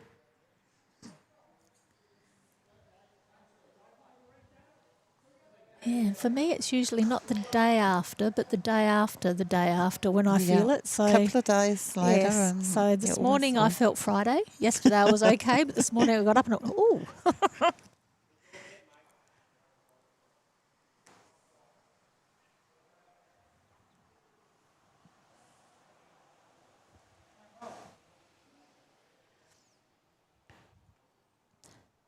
Looks like another good one from Does, Straub doesn't coming in. it? Yeah, It's going quite nicely. Tony's Yeah. giving it a clap on the already. way through. And it Yeah. looks like 3. And yeah, in a pretty good spot because the other side, the other hand now is pretty blocked up. Yeah, it's quite blocked up with all the short bowls that were early. Yes, so this hand's the open hand, and those bowls of Straubs are there to be promoted if anything's a little bit narrow. So Yeah. we'll see that the Von Stankian, well, Ian is going to be a little bit careful going around there, I would think. In fact, he's going to go the other side, knowing that if he gets around Straub's front one, then the bowl's in the way there. Oh, Yeah, no, he's swapped no, hands he's again. swapped He's hands coming again. back, coming the forehand. It's So, confusing me. yeah, just making my analysis make no sense at all. So we'll see what he's doing here. He's played some weight. One into his own front bowl, and that was nearly a It was very good nearly result good. that might have made the Yeah. opposition stamp their foot. They wouldn't. They would have taken it in very good spirit, I'm sure. All right, Straub's indicating that Straub's Tony indicating. needed to be a little bit wider with that one. But if he finds the hole, then Straub's not going to be Which he correct. So does, he's yep. in. Yep, he's found the hole. So looks like 4. But now Ian's got that Bowditch bowl to land on if he Yeah. goes out that way. He's just thinking hard about the decision. Yep, swapped Yep, hands. swapped hands.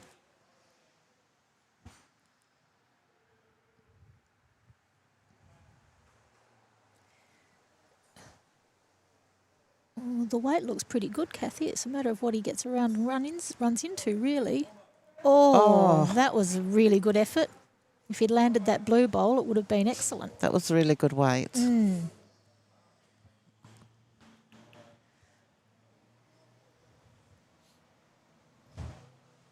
Tony's last bowl coming here. He needs to find some breaks. And he Yeah. has. Yep, so that's a handful 5. for Bowditch and Masters.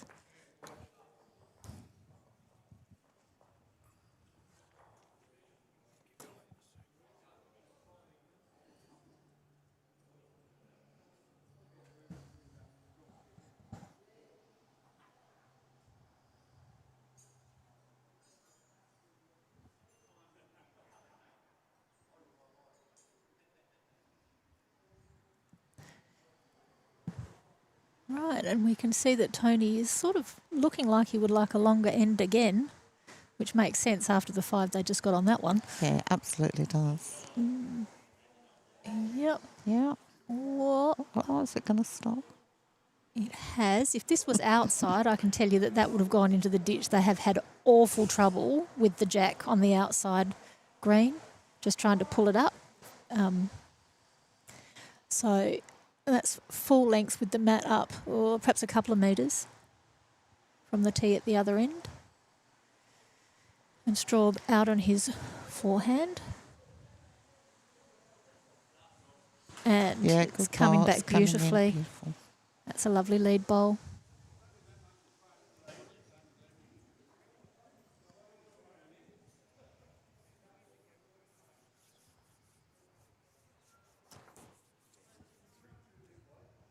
Okay.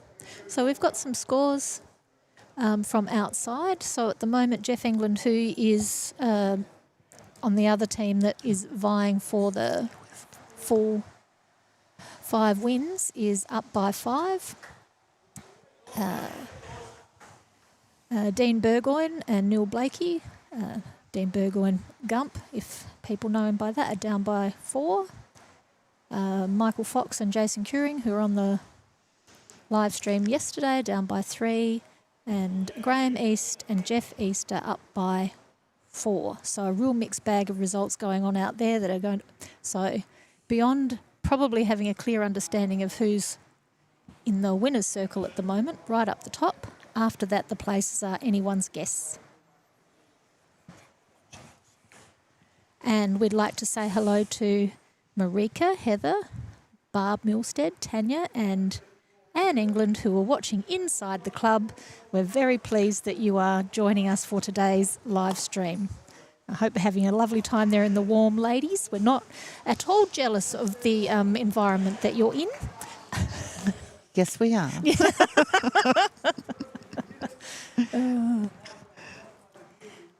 I was just saying to Tim, I think I left the heater at home as I was dashing out the door to get down here. Oh, well, it'll be nice when you get home then. That's exactly right. That will be okay. I possibly should message somebody who's at my house to make sure that happens by the time we get there. It's actually yesterday was the first time we put the heater on this. Same this with year? us. Yeah. We got home last night. It was jolly cold. Now, from the screen, it looks like that's a brown bowl that was shot, but Bowditch might have Bowditch may have just changed that. Yes. Yep, Straub's given the thumbs up. And here comes the Von Stanky bowl. This head a little bit more interesting than the last one It is, to play because absolutely. not so much short out the front. So it gives you a few more options when you're trying to change things up.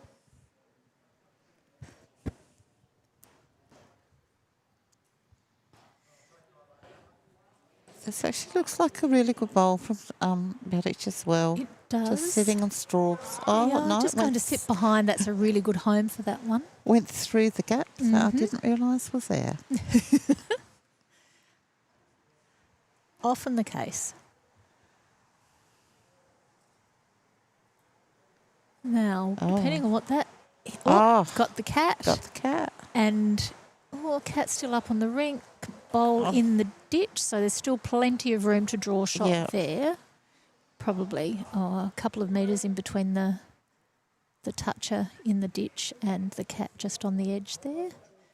Not sure if we're going to be able to shift the camera so that we can see where the kitty is, Kathy. I think I might be able to. Okay, because Timmy's done a runner just at the precise moment. Good on him. Oh, no. Wrong camera.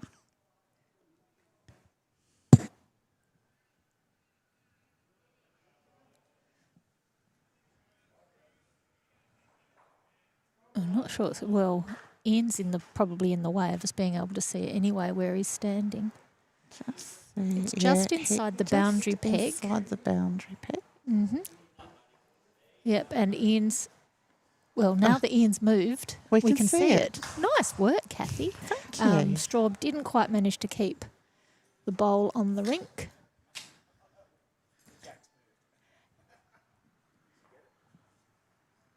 We've got it, but if you could wave at Ian, then we'd be able to see it on the camera because he's standing in front of it there.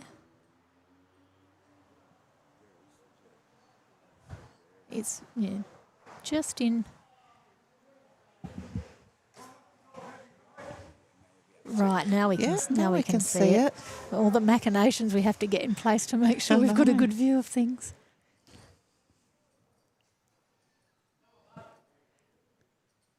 All right. Straub has managed to stay on the rink this time, and Tony says it's touch and go as to who's got the shot.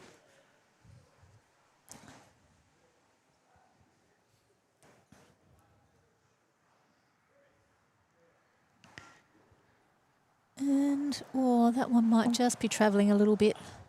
Yeah. Yep. And it's going for a swim. Makes it really interesting with the cat there. It's an interesting bowling experience when the jack's gone off the line to try and change the weight and the line to try and get the closest, especially when you're that close to the ditch and you're trying not to fall in. Yes. So, yeah, lots of concentration required.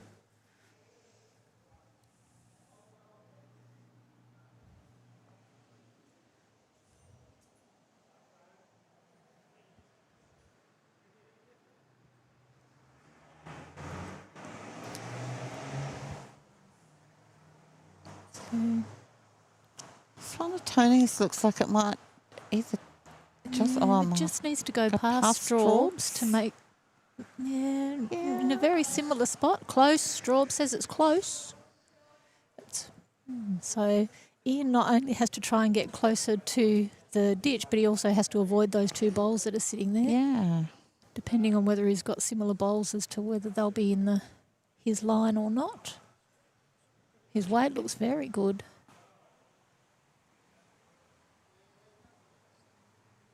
Yeah. Glenn's called that they're a couple down, I think. If my ears don't deceive me, which they could well do. This one looks better, doesn't it? Yeah. A little 'Cause bit he'll wider. need- Straub's Yep. happy with that. Yeah, so Yeah. that's taken the doubt out of it anyway, so that's very good. And here comes Ian's bowl.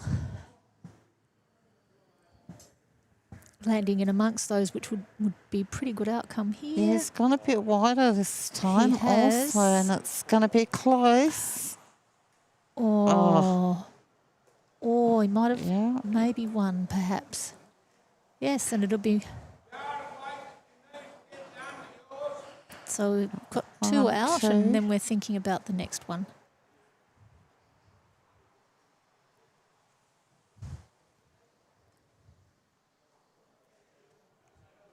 There's one lying down and one standing up, whether or not that's going to make a difference. Out comes the tape. Mm-hmm.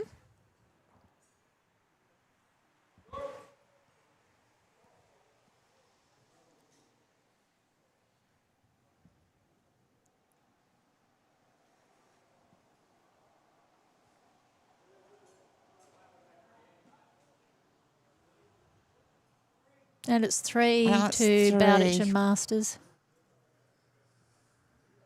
All right, well, based on the gaps I don't know what the percentage was before they started this game.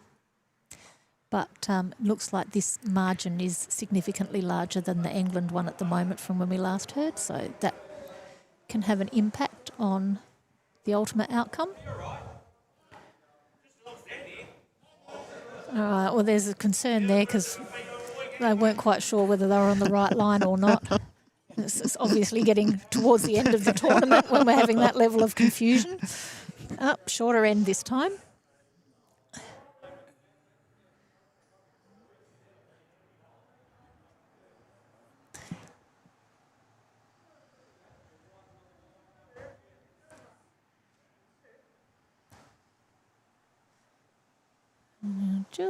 That might just pull up a little bit short, I think.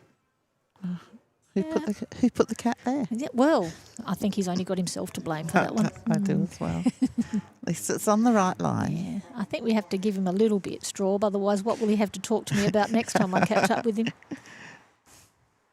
This is looking very nice, though. This is look great. Yeah, good. Lovely bowl. Lovely bowl. Just in front of Jack High there.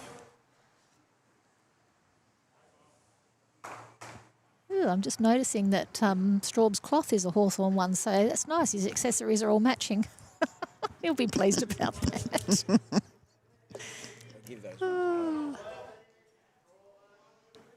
Yep, a little bit further along, just not quite where he would have wanted that one.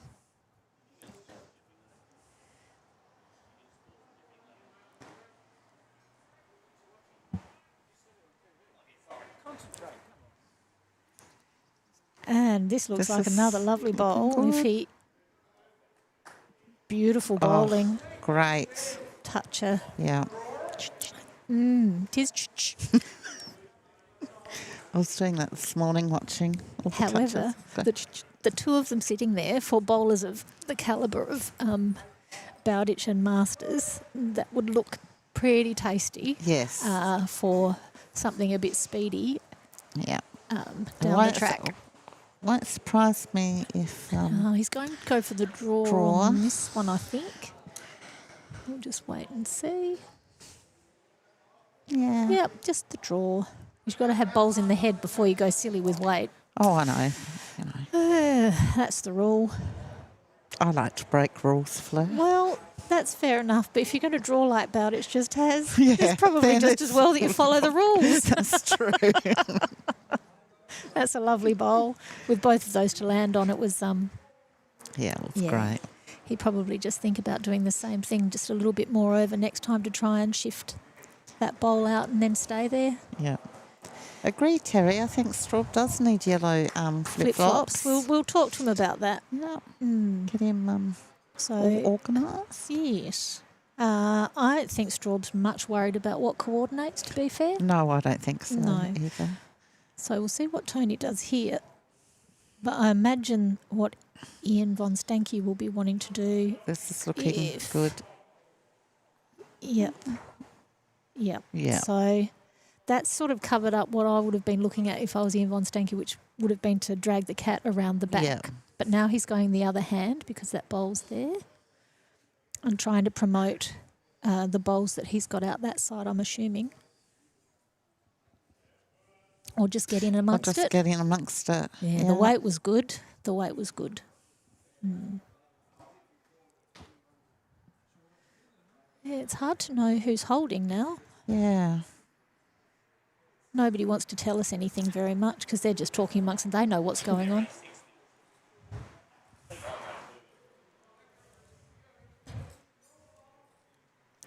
Oh, we're just getting a bit of a score check, are we? Is that what? Yeah, Tony's we're talking about? correct. The board says 16-8, but it should be 16-6. Okay, good. Excellent. Yeah. And just make sure that we.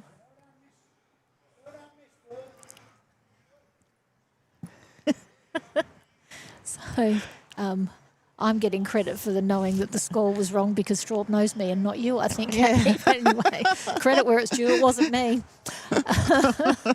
I'm just watching the bowls. Dear. So they'll fix that, I think, in a minute on the scoreboard at the end. But the score that we have on the screen, thanks to Kathy, is the correct one. Many talents today I have. And also hearing great big grown men say words like boo-boo is always amusing. Yes, isn't it? And we're not going to tell you who said No. that because, you know. Good weight. So weight. that would suggest that Bowditch and Masters don't actually hold shot at the moment, No. perhaps, if they were trying to push that blue one up. If either of the blue ones goes up at that weight, you'd imagine that the brown one would go out Yes.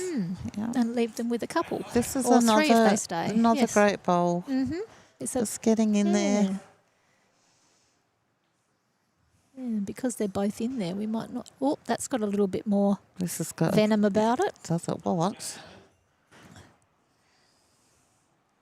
Oh, Oh, we can see what he was after then, but also makes it much clearer for us to see which one's shot now, Kathy, Yes. from where we're sitting.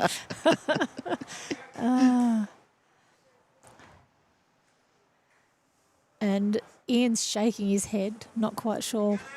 what to do? Yeah. Yep, all right, so he wants to play their shot. You're going to have to hit it because they're going to, is what he said.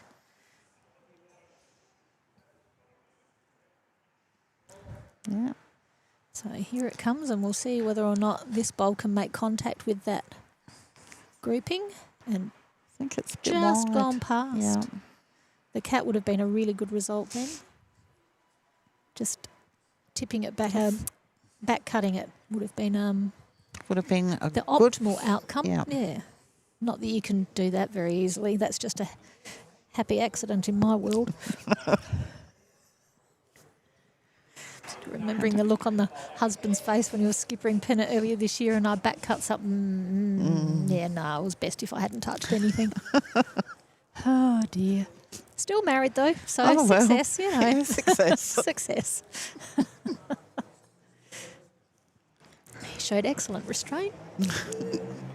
I'm sure he's done a few like that also. Oh, yeah. Let's You see what know. Tony does with his. Yes. So he is getting applause. So Oh, and he's gone oh, back with the the cat, and that's very nice for one shot and out in the clear.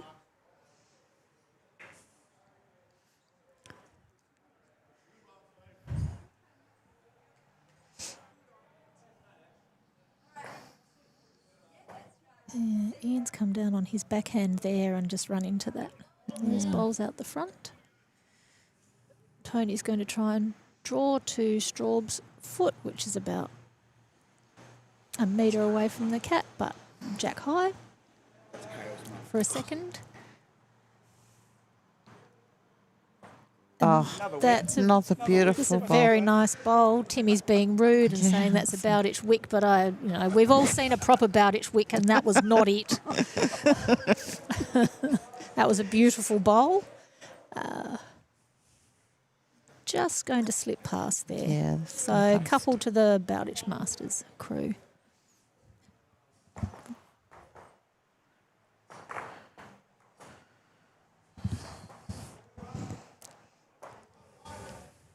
So we've got 4 ends to go.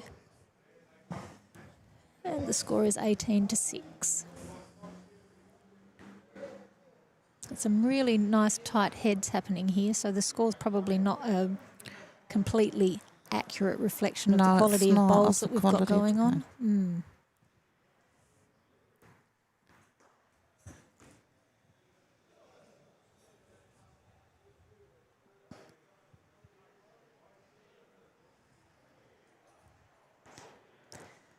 All right, another 3/4 length end, a little bit longer than what we've been having perhaps.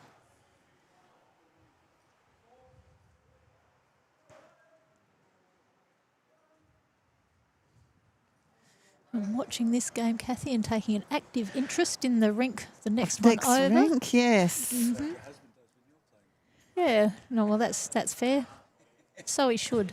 Timmy just said a bit like my husband does when I'm playing, and I just so he should show some interest in what I'm doing. That was a good start from Straub. Maybe just a little bit shy, shorter than what he bit thought shy. it would be, but Yep. Anyway, if we'd been live streaming the rink across, we would have had to call out Chubby again by the looks of that head. Nice bowl. And this bowl looks lovely coming in here from it Glenn. does. Yeah, just going to be... Yep, looks about jack high. Not too far away.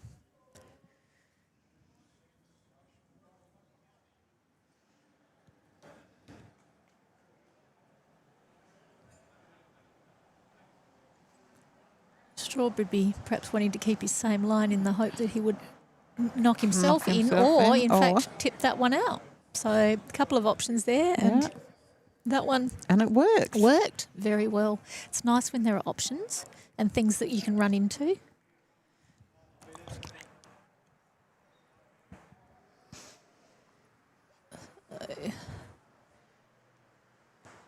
Bring down here, and that's going to land in a good home. It is. Yeah, just a little bit. Oh, nice. Very good spot that it's landed in there. Just behind. Lovely bowls.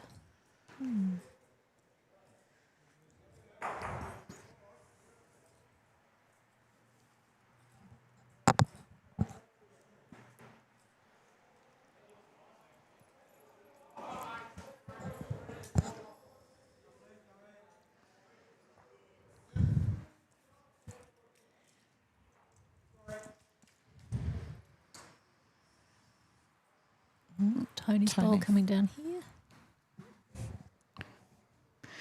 Tony's just coming in for draw. Oh, this looks lovely. Oh, ducked underneath, but beautiful bowl. Beautiful. Thought that was going to hold a little bit longer than that, Kathy. I did as well. Well, this is beautiful. Kathy's just putting on a Border Sports Live cap. She's going to look a thing of beauty and a joy forever. Not sure about that, Flo, but thank you. Yeah, it goes particularly well over top of the headphones. It's nice at keeping the sun off your face. It is. If only there was some sun. Ponytail through the back bit. Yeah, oh, you're all sorted. All sorted. And Tony's got another bowl here that's going to land in a very good home. Yeah. Yeah, that's really good back That's there. good. Yeah. Almost, splits up those two back bowls of Ian and Glenn's.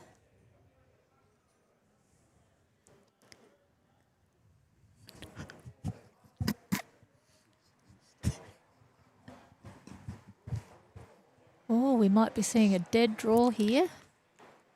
But, oh, got the shot. Great bowl from Ian Von Stanky. No. Goodness me. And back to the bowls. And back to the bowls. Nobody's tuned in to see us.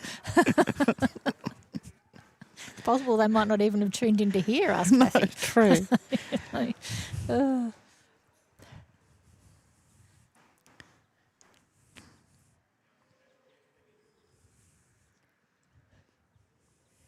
All right. Straub. Trying to get in underneath those bowls and perhaps move the Von Stanky bowl. Yeah. Tony's very interested. Oh, this. Oh, how's that finished up? So he hit what he was wanting to hit, but the angle of the dangle might not have turned out quite right.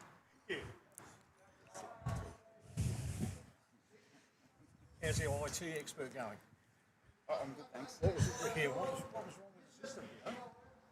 You do know? Okay. Tim had made enough money? Oh, that's a This lovely is a bowl lovely there from bowl. Glenn. Right, so Straub's been called on his backhand Yeah. to draw up underneath those bowls and move the jack back. And coming that way, if he does move the jack, he will move it towards his own bowl that's sitting behind there. This is looking really good. Oh, Bit narrow. bit narrow. So, but Oh. it's landed. Oh, interesting. Oh. Oh, so, yep, still Yeah. a Von Stanky Brown shot there. That's going to be interesting to see how they It's going to be very interesting. decide to try and deal with that.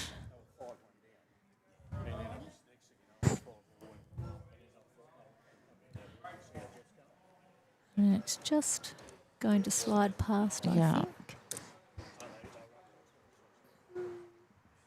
Will probably be the backest, though, if that's something that comes into play later. It's hard to see the cat going all the way back there with those bowls behind it, though. Yeah, it's a very interesting head. It is. The cat's kind of tucked in one side, and then the other side the cat gets through anyway. No, that's right. It's like a little fortress around it. It is a little fortress around it. But there are holes for bowls. There are always holes for bowls. Even when we can't see them, we find them eventually. Exactly.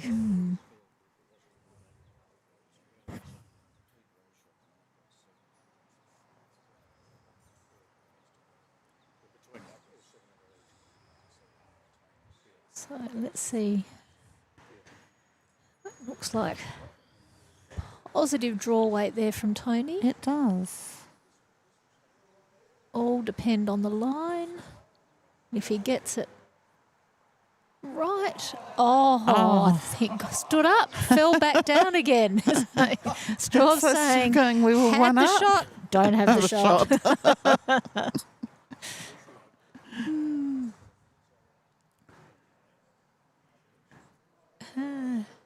Ian's not going. He's not going anywhere near it. No. He's gone for the back, so that's Yeah. interesting. All right, so Tony's going to go for the same bowl. Straub says don't change a thing in the hope that he can sit that bowl up again and it doesn't fall back down. So it strikes fear into my heart when anybody says Fleur same bowl. And Yeah, I don't know how I did the first one. He's done the same bowl. He has done the same bowl, Oh. and it's interesting to see where And it's he's gone. moved the kitty. Oh. Yep, so it was a good hit, but still 2 down. Yeah. I think they went from 1 down to 2 down. I think they yeah. did. They've got a reasonable buffer, so they would have felt like they could afford to try. It certainly makes us more entertaining for us if they're, Absolutely. if they're being positive.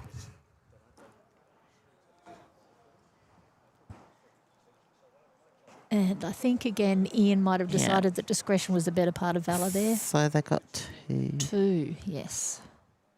So 18 to 8 after 11. 3 ends to go. And 10 shots the difference. Watch me do maths. Well done. Thanks. To keep reminding people I'm an English teacher, and stuff doesn't necessarily come naturally. Change camera 3, Kathy. Just do call 1, camera 3. Call 1. Get close.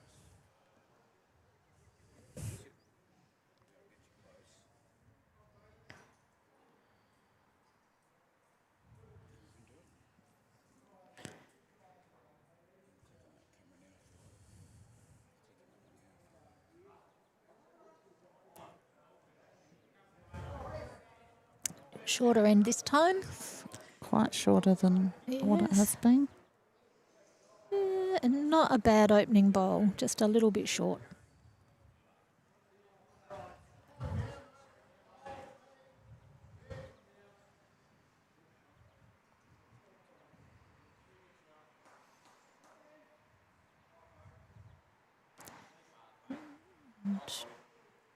Another good bowl. Another good bowl. Straub's got shot there.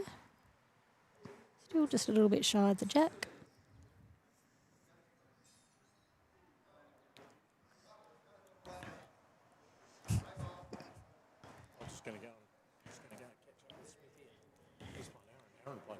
And that's a lovely bowl. Lovely bowl. Yeah. Beautiful there. Excellent.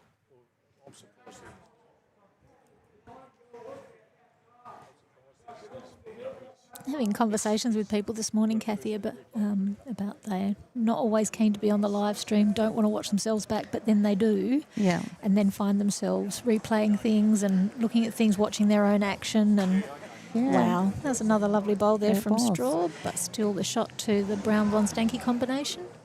So, yeah, it's all sort of interesting the way people are using the live stream as an opportunity. I think it's really interesting. Everything I know about from bowls, I've got from live streams pretty much. Yep. Other than going out and watching it live, but But, you know, we can watch the really good players and go back and rewatch what they're doing if we want to make a change to our own delivery or decision making even. Right, so we've had an update. Yep. Score-wise, that is a lovely bowl from Ian there. But the Jeff England-Kim Jones combination is now only 2 up against the Tearley Moore, I think it is, combination. I'm not sure about the handwriting there because I haven't got my proper glasses on. But anyway, you're an English teacher. I know. Anyway, Jeff England and Kim Jones are only 2 down now. Right. So that's going to have an impact on the... It will. On the outcome potentially of who gets the biggest money. This is a really nice head shaping up here. That one's just slid underneath a little bit.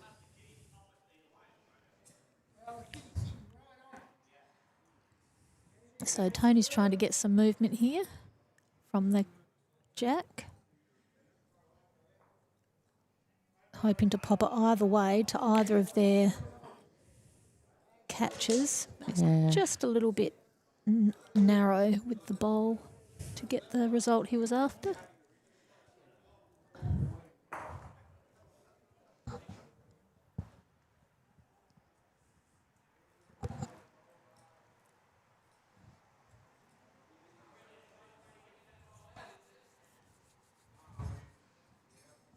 I don't think it's quite as cold as yesterday, Flair. No, it's not. It wasn't this morning either. And certainly not as blowy. When we look outside, the trees aren't nearly sideways like they were at different times yesterday afternoon. Yeah. The outside green hasn't had to scatter nearly as often as it did yesterday, so it was a better and calmer day, which is good for those people who are outside especially. This is looking pretty handy. Oh, not quite, perhaps. Good effort. See what Straub's going to try and do here.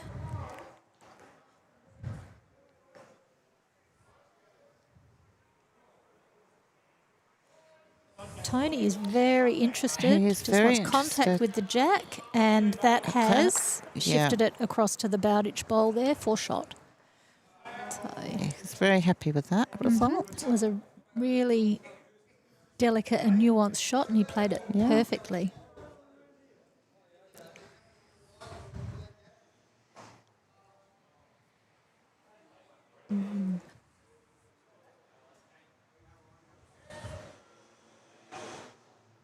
Looking over on the next rink, I'd say that the Peters are in a little bit of trouble on that particular head. Yes. Yes.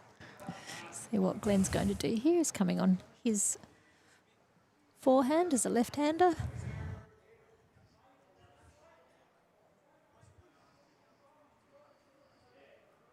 Looks like good weight for what he's trying to achieve, which is presumably just shift the jack back where it came from, if that's the weight, but didn't quite turn for him the way he would have liked. Actually, a good position because it's behind. It is, Yes. So it's Yeah. always good to have Yeah, some behind. it is always good to have some behind. You just never know when a skipper's going to want to go for a run.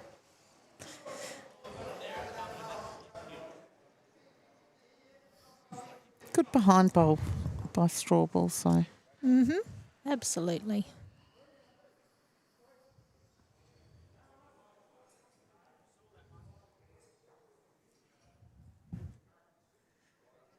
Oh, I reckon that things might have improved for the husband next door though. Looks like he's got a toucher in the ditch, which must mean that the cat's in there somewhere. Fantastic. Right, Oh, you got the shot. Got Very the nice. shot. Right, well, let's concentrate on Ian now. Just always interested to gauge what the mood's going to be like at home.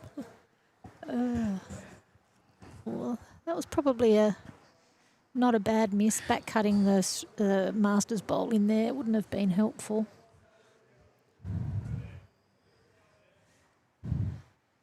Tony's probably going to try and... just, Yeah.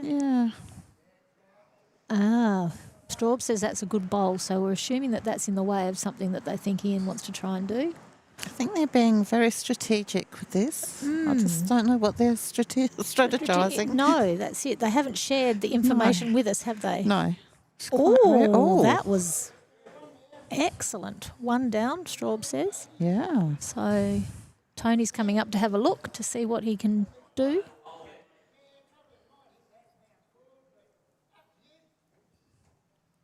Yep. So we're on the forehand here. It's going to be reasonable, a little bit of weight because they're little trying to bit of find a weight, hole that's yeah. fairly narrow to shift the cat back to. Straub likes it.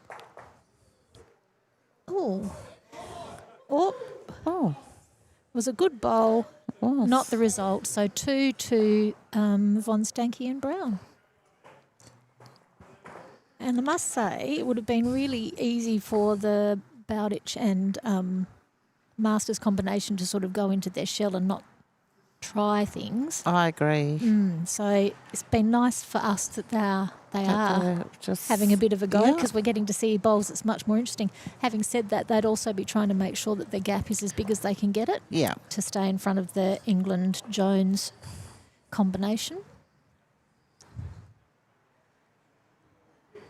So that makes for better viewing for us, definitely.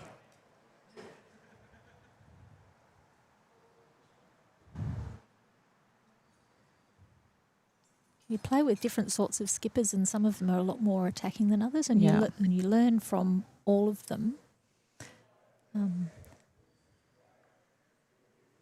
One of my really experienced skippers taught me a lot about how to play defensively. So once you've got 1 or 2 shots where you need to be covering and so forth, and then you get others who are just really interested in Yeah. making sure you get the maximum score out of each end and aren't so keen on the defensive shots.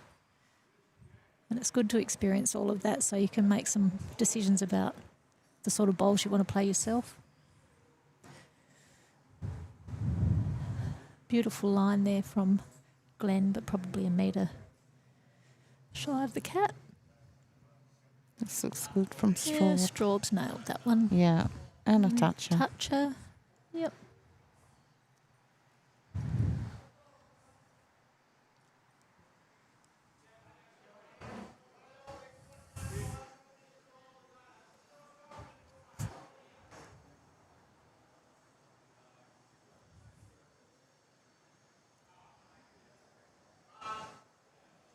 It's a pretty good correction there from Glenn.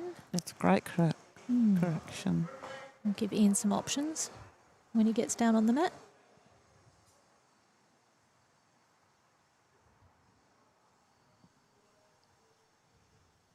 And Straub will be trying to add to the count.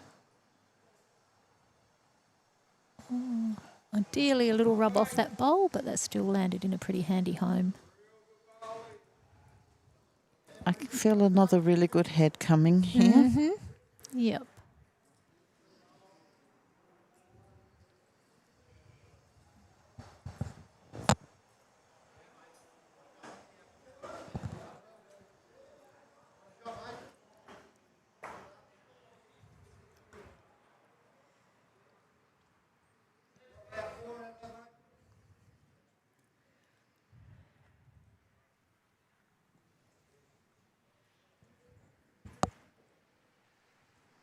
This looks good. Just slid past, but it's got that one covered, so that's good. It's a very good home.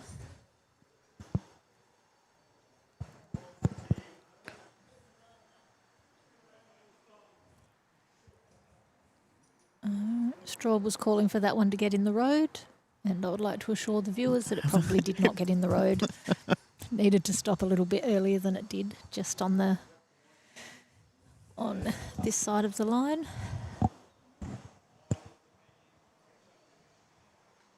I'm terrible at orienting myself in relation to the screens, Kathy. I'm just talking about things based on how I can see them. Well, you have the bowls knowledge. I'll just... Okay, well, you can try and orient me.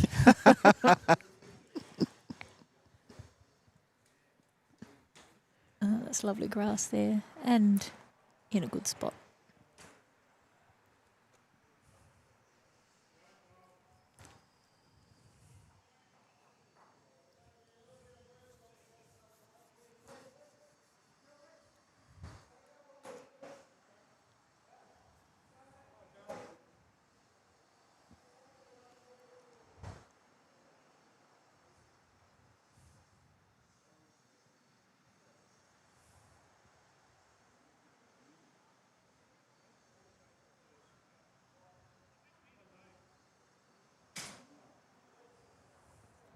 Just looking at the head next door. Yes, no, well, the head next door, there was they went from 3 up, then the end got killed, so then they went to 4 down, but Chubby's drawn shot, so, yeah, a whirlwind of emotion happening over there, I would imagine.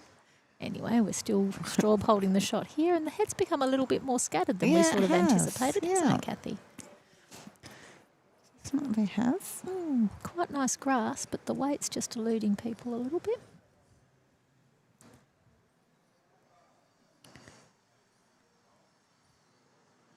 Terry, if you would like to share some of that sun that's coming up and send it over this way, that would be great. It'd be lovely. Oh, That's interesting. That will have changed things. So Glenn's shifted that across to the Von Stanky bowl, which now has shot, and they have won. Straub's going on his forehand now to try and draw shot on the other side from where he was before.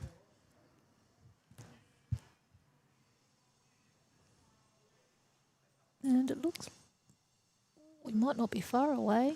Tony wants it to fall over, and he's called it shot. Called it shot. So that's lovely draw bowling there from the Magic Masters man. That might win me some brownie points later.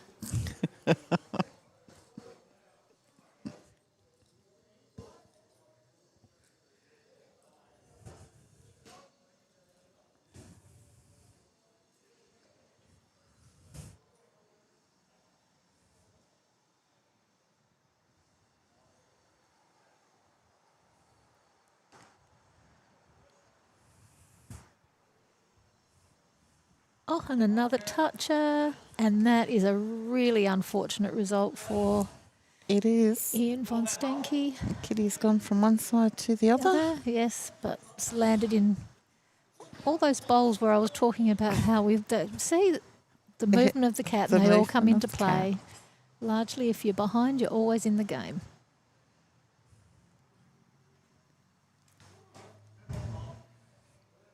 Straub's liking this. Yep, because it's going to be the backest. Yeah.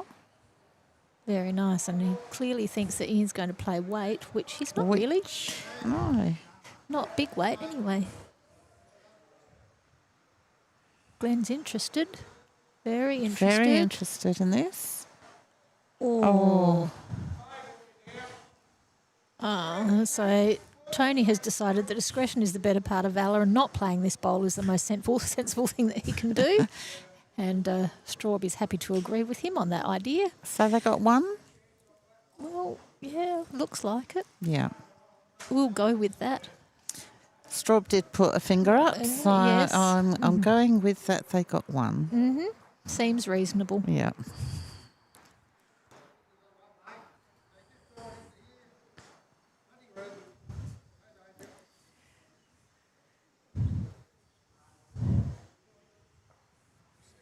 Yeah. Fleur, I'm going to love you and leave you and Well, give it back to Timmy. Thank you very much for the last letting me few enjoy your ends. company again this afternoon, Kathy. Thank you. And It for was- fixing everything. It was a pleasure. We appreciate it. Oh, let Tim do the last end. Terrific. See you soon.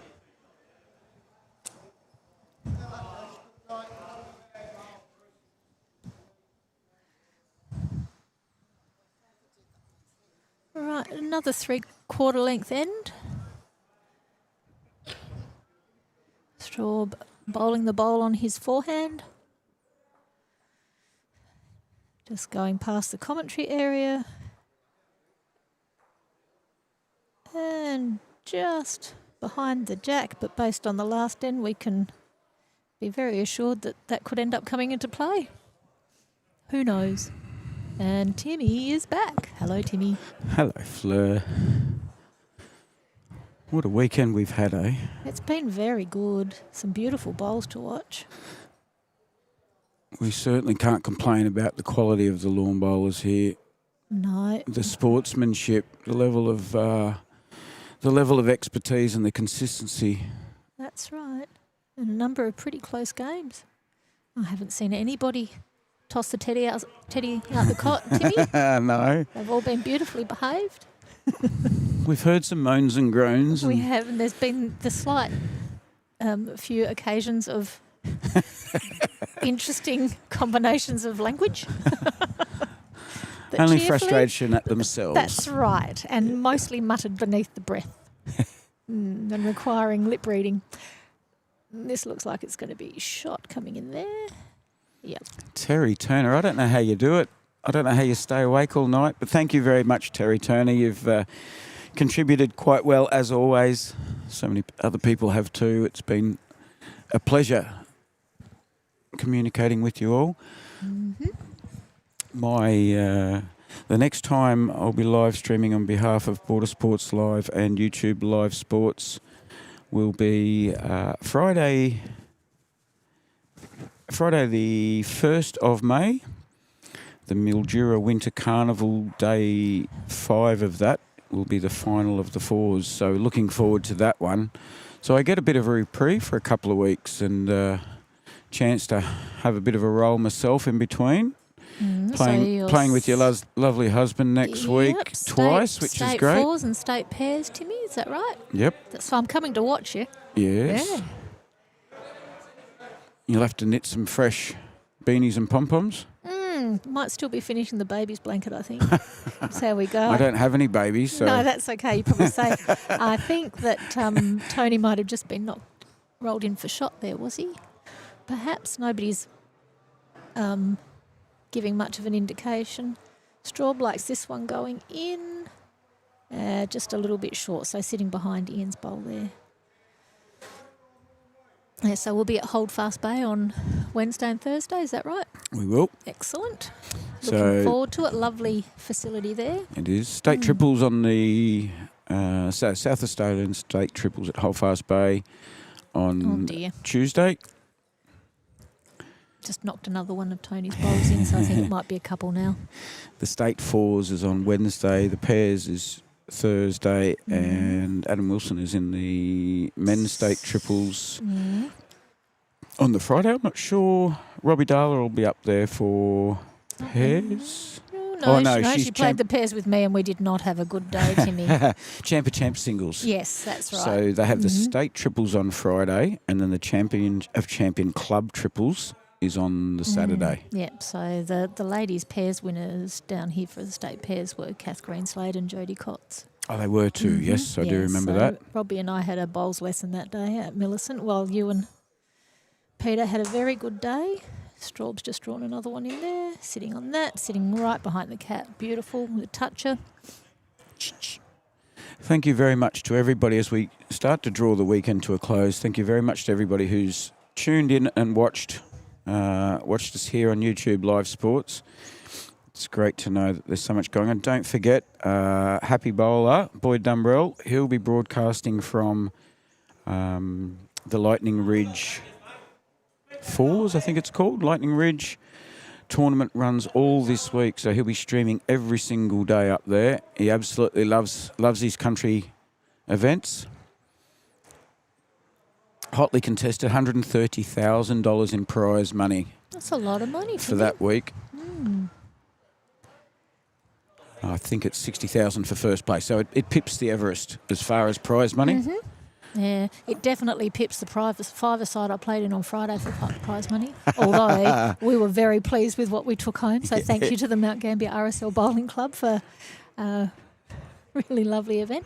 Anyway, that's a lot of money. Compared to the Everest and the Lightning Ridge, we don't charge $1,000 to enter the tournament. No, that's right. So it's all relative. It is. It is. The more you put in, the more you can get out. That's right.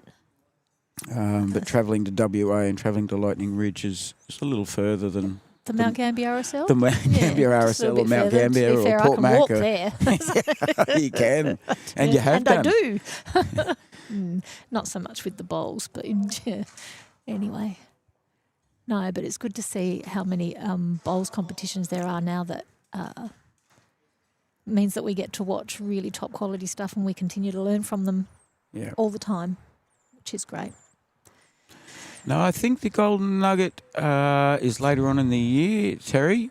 I'll be up in the Gold Coast at Club Tweed and I'll be doing the National Bowling Arm Championships in September. Ian's got a heavier weighted bowl coming down here now. He is having a bit of a crack. Well, it might have just...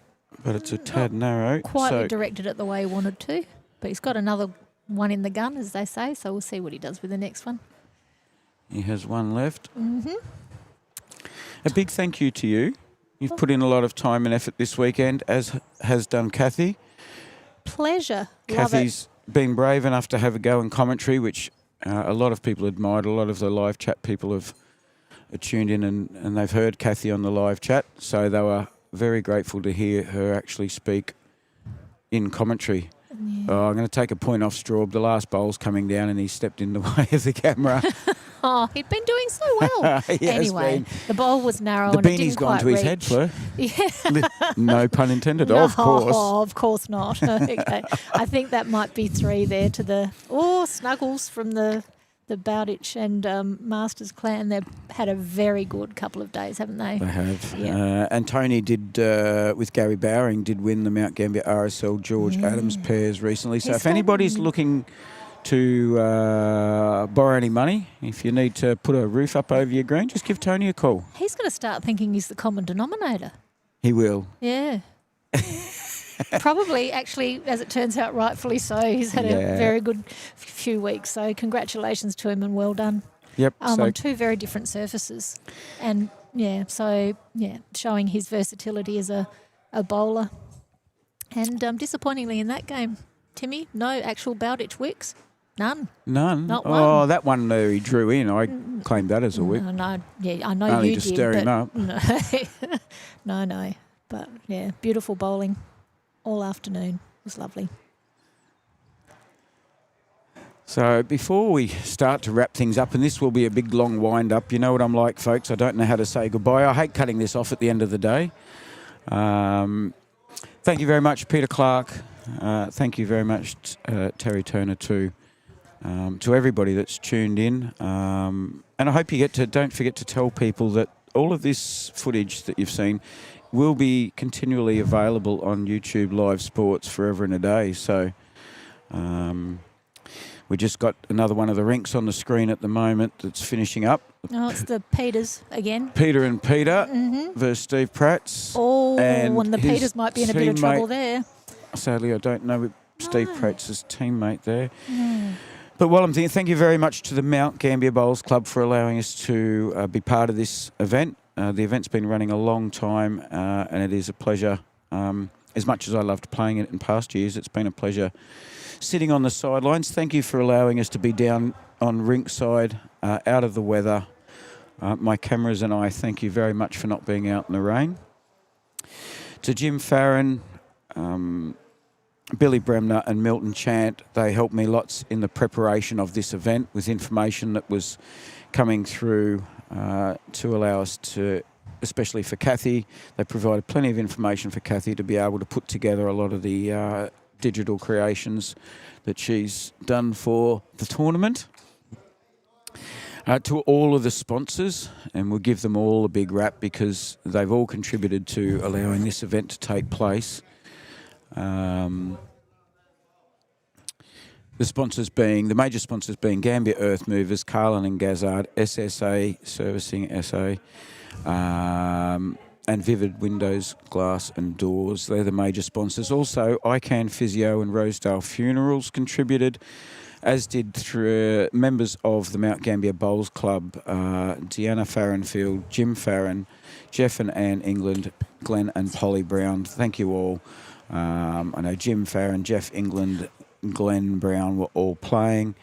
Deanna has done a mountain of work at the club here, as has Polly and Anne. To Tanya Chant, thank you very much. I know you hopped on the live stream. You were thrown in the deep end.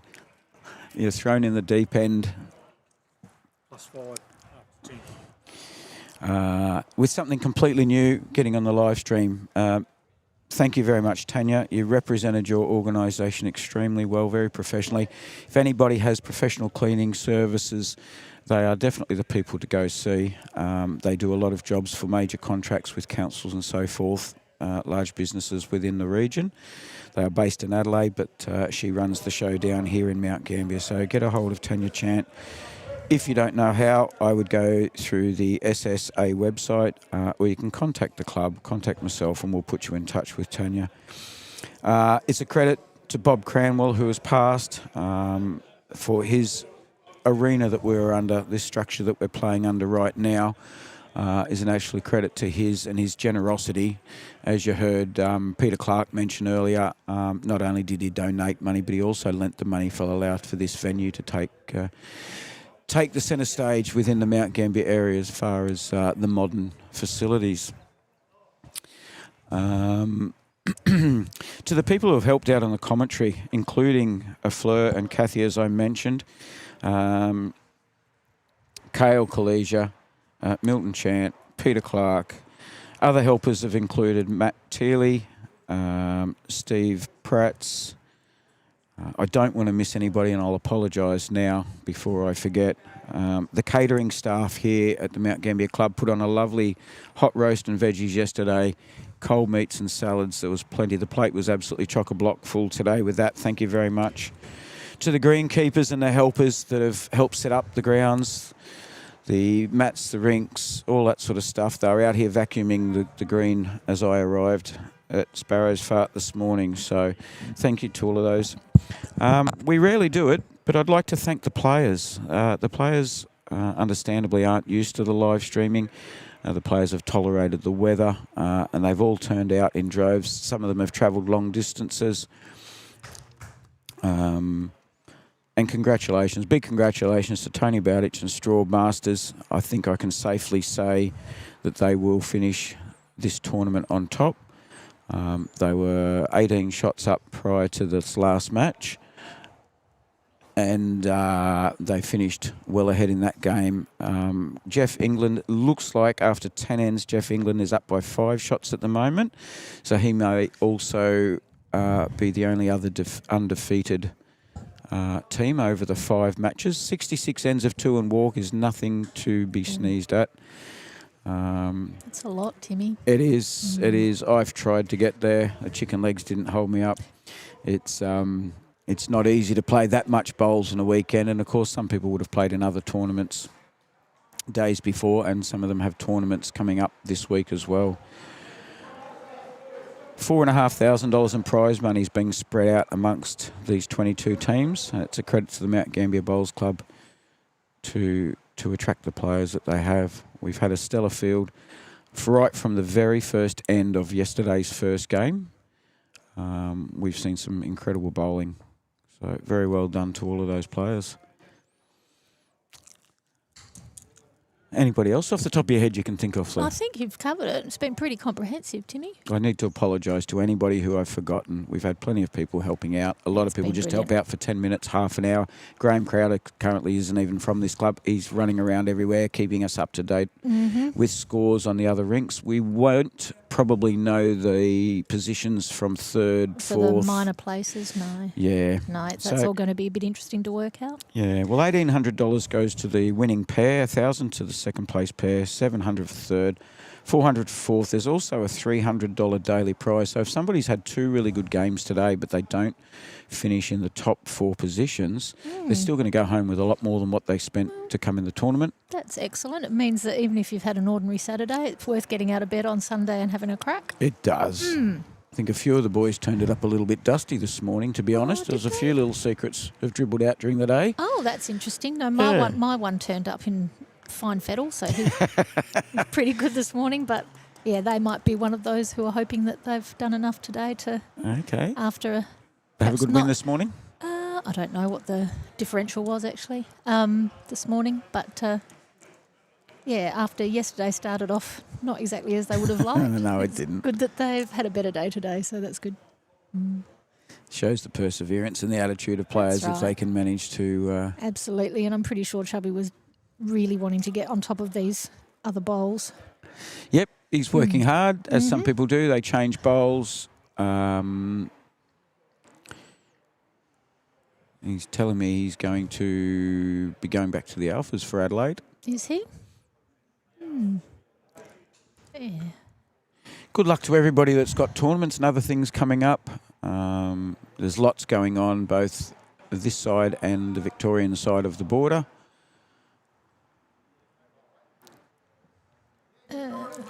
If you're ever looking to get in contact with me, my details are on your screen now.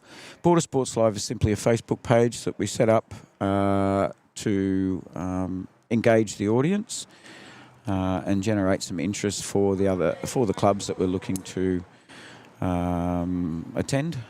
More than happy to do coaching,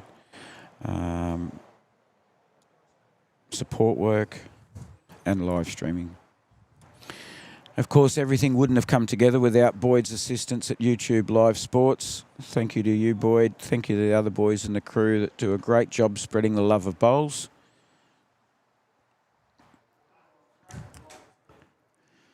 I told you to be a long wind-up. Well, you weren't wrong, Timmy. I'm trying to... I believed you. I'm praying not to forget anybody. I think big thanks goes to the Mount Gambier Bowls Club. Look at this fantastic facility that they have provided. Brilliant. And we'll look forward to coming back in August for the BPL that we wouldn't be able to play anywhere else. Exactly. Yes. What is it? No, the August one? That is the BPL? I think it is in August, yes, the qualifiers. I know some of the states have already started theirs. So. Yeah, so that's when I have to pull out the really big guns in terms of the blankets in August. Anyway, no, it's lovely here. And we're really lucky to have a facility like this in the region. All right, without saying any more, thank you all. It's been a pleasure. I thoroughly enjoy doing this. I'm glad to have brought it to everybody. I hope everybody's got a chance to see their friends and family. That's about it from us. Awesome. Thanks, Timmy. See you in a couple of weeks. YouTube Live Sports. And I'll see you on Wednesday. You will. Border Sports Live will be bringing you Mildura Open Fours Finals Day, Friday the 1st of May. Hope you've all had a great weekend. Bye for now. Bye.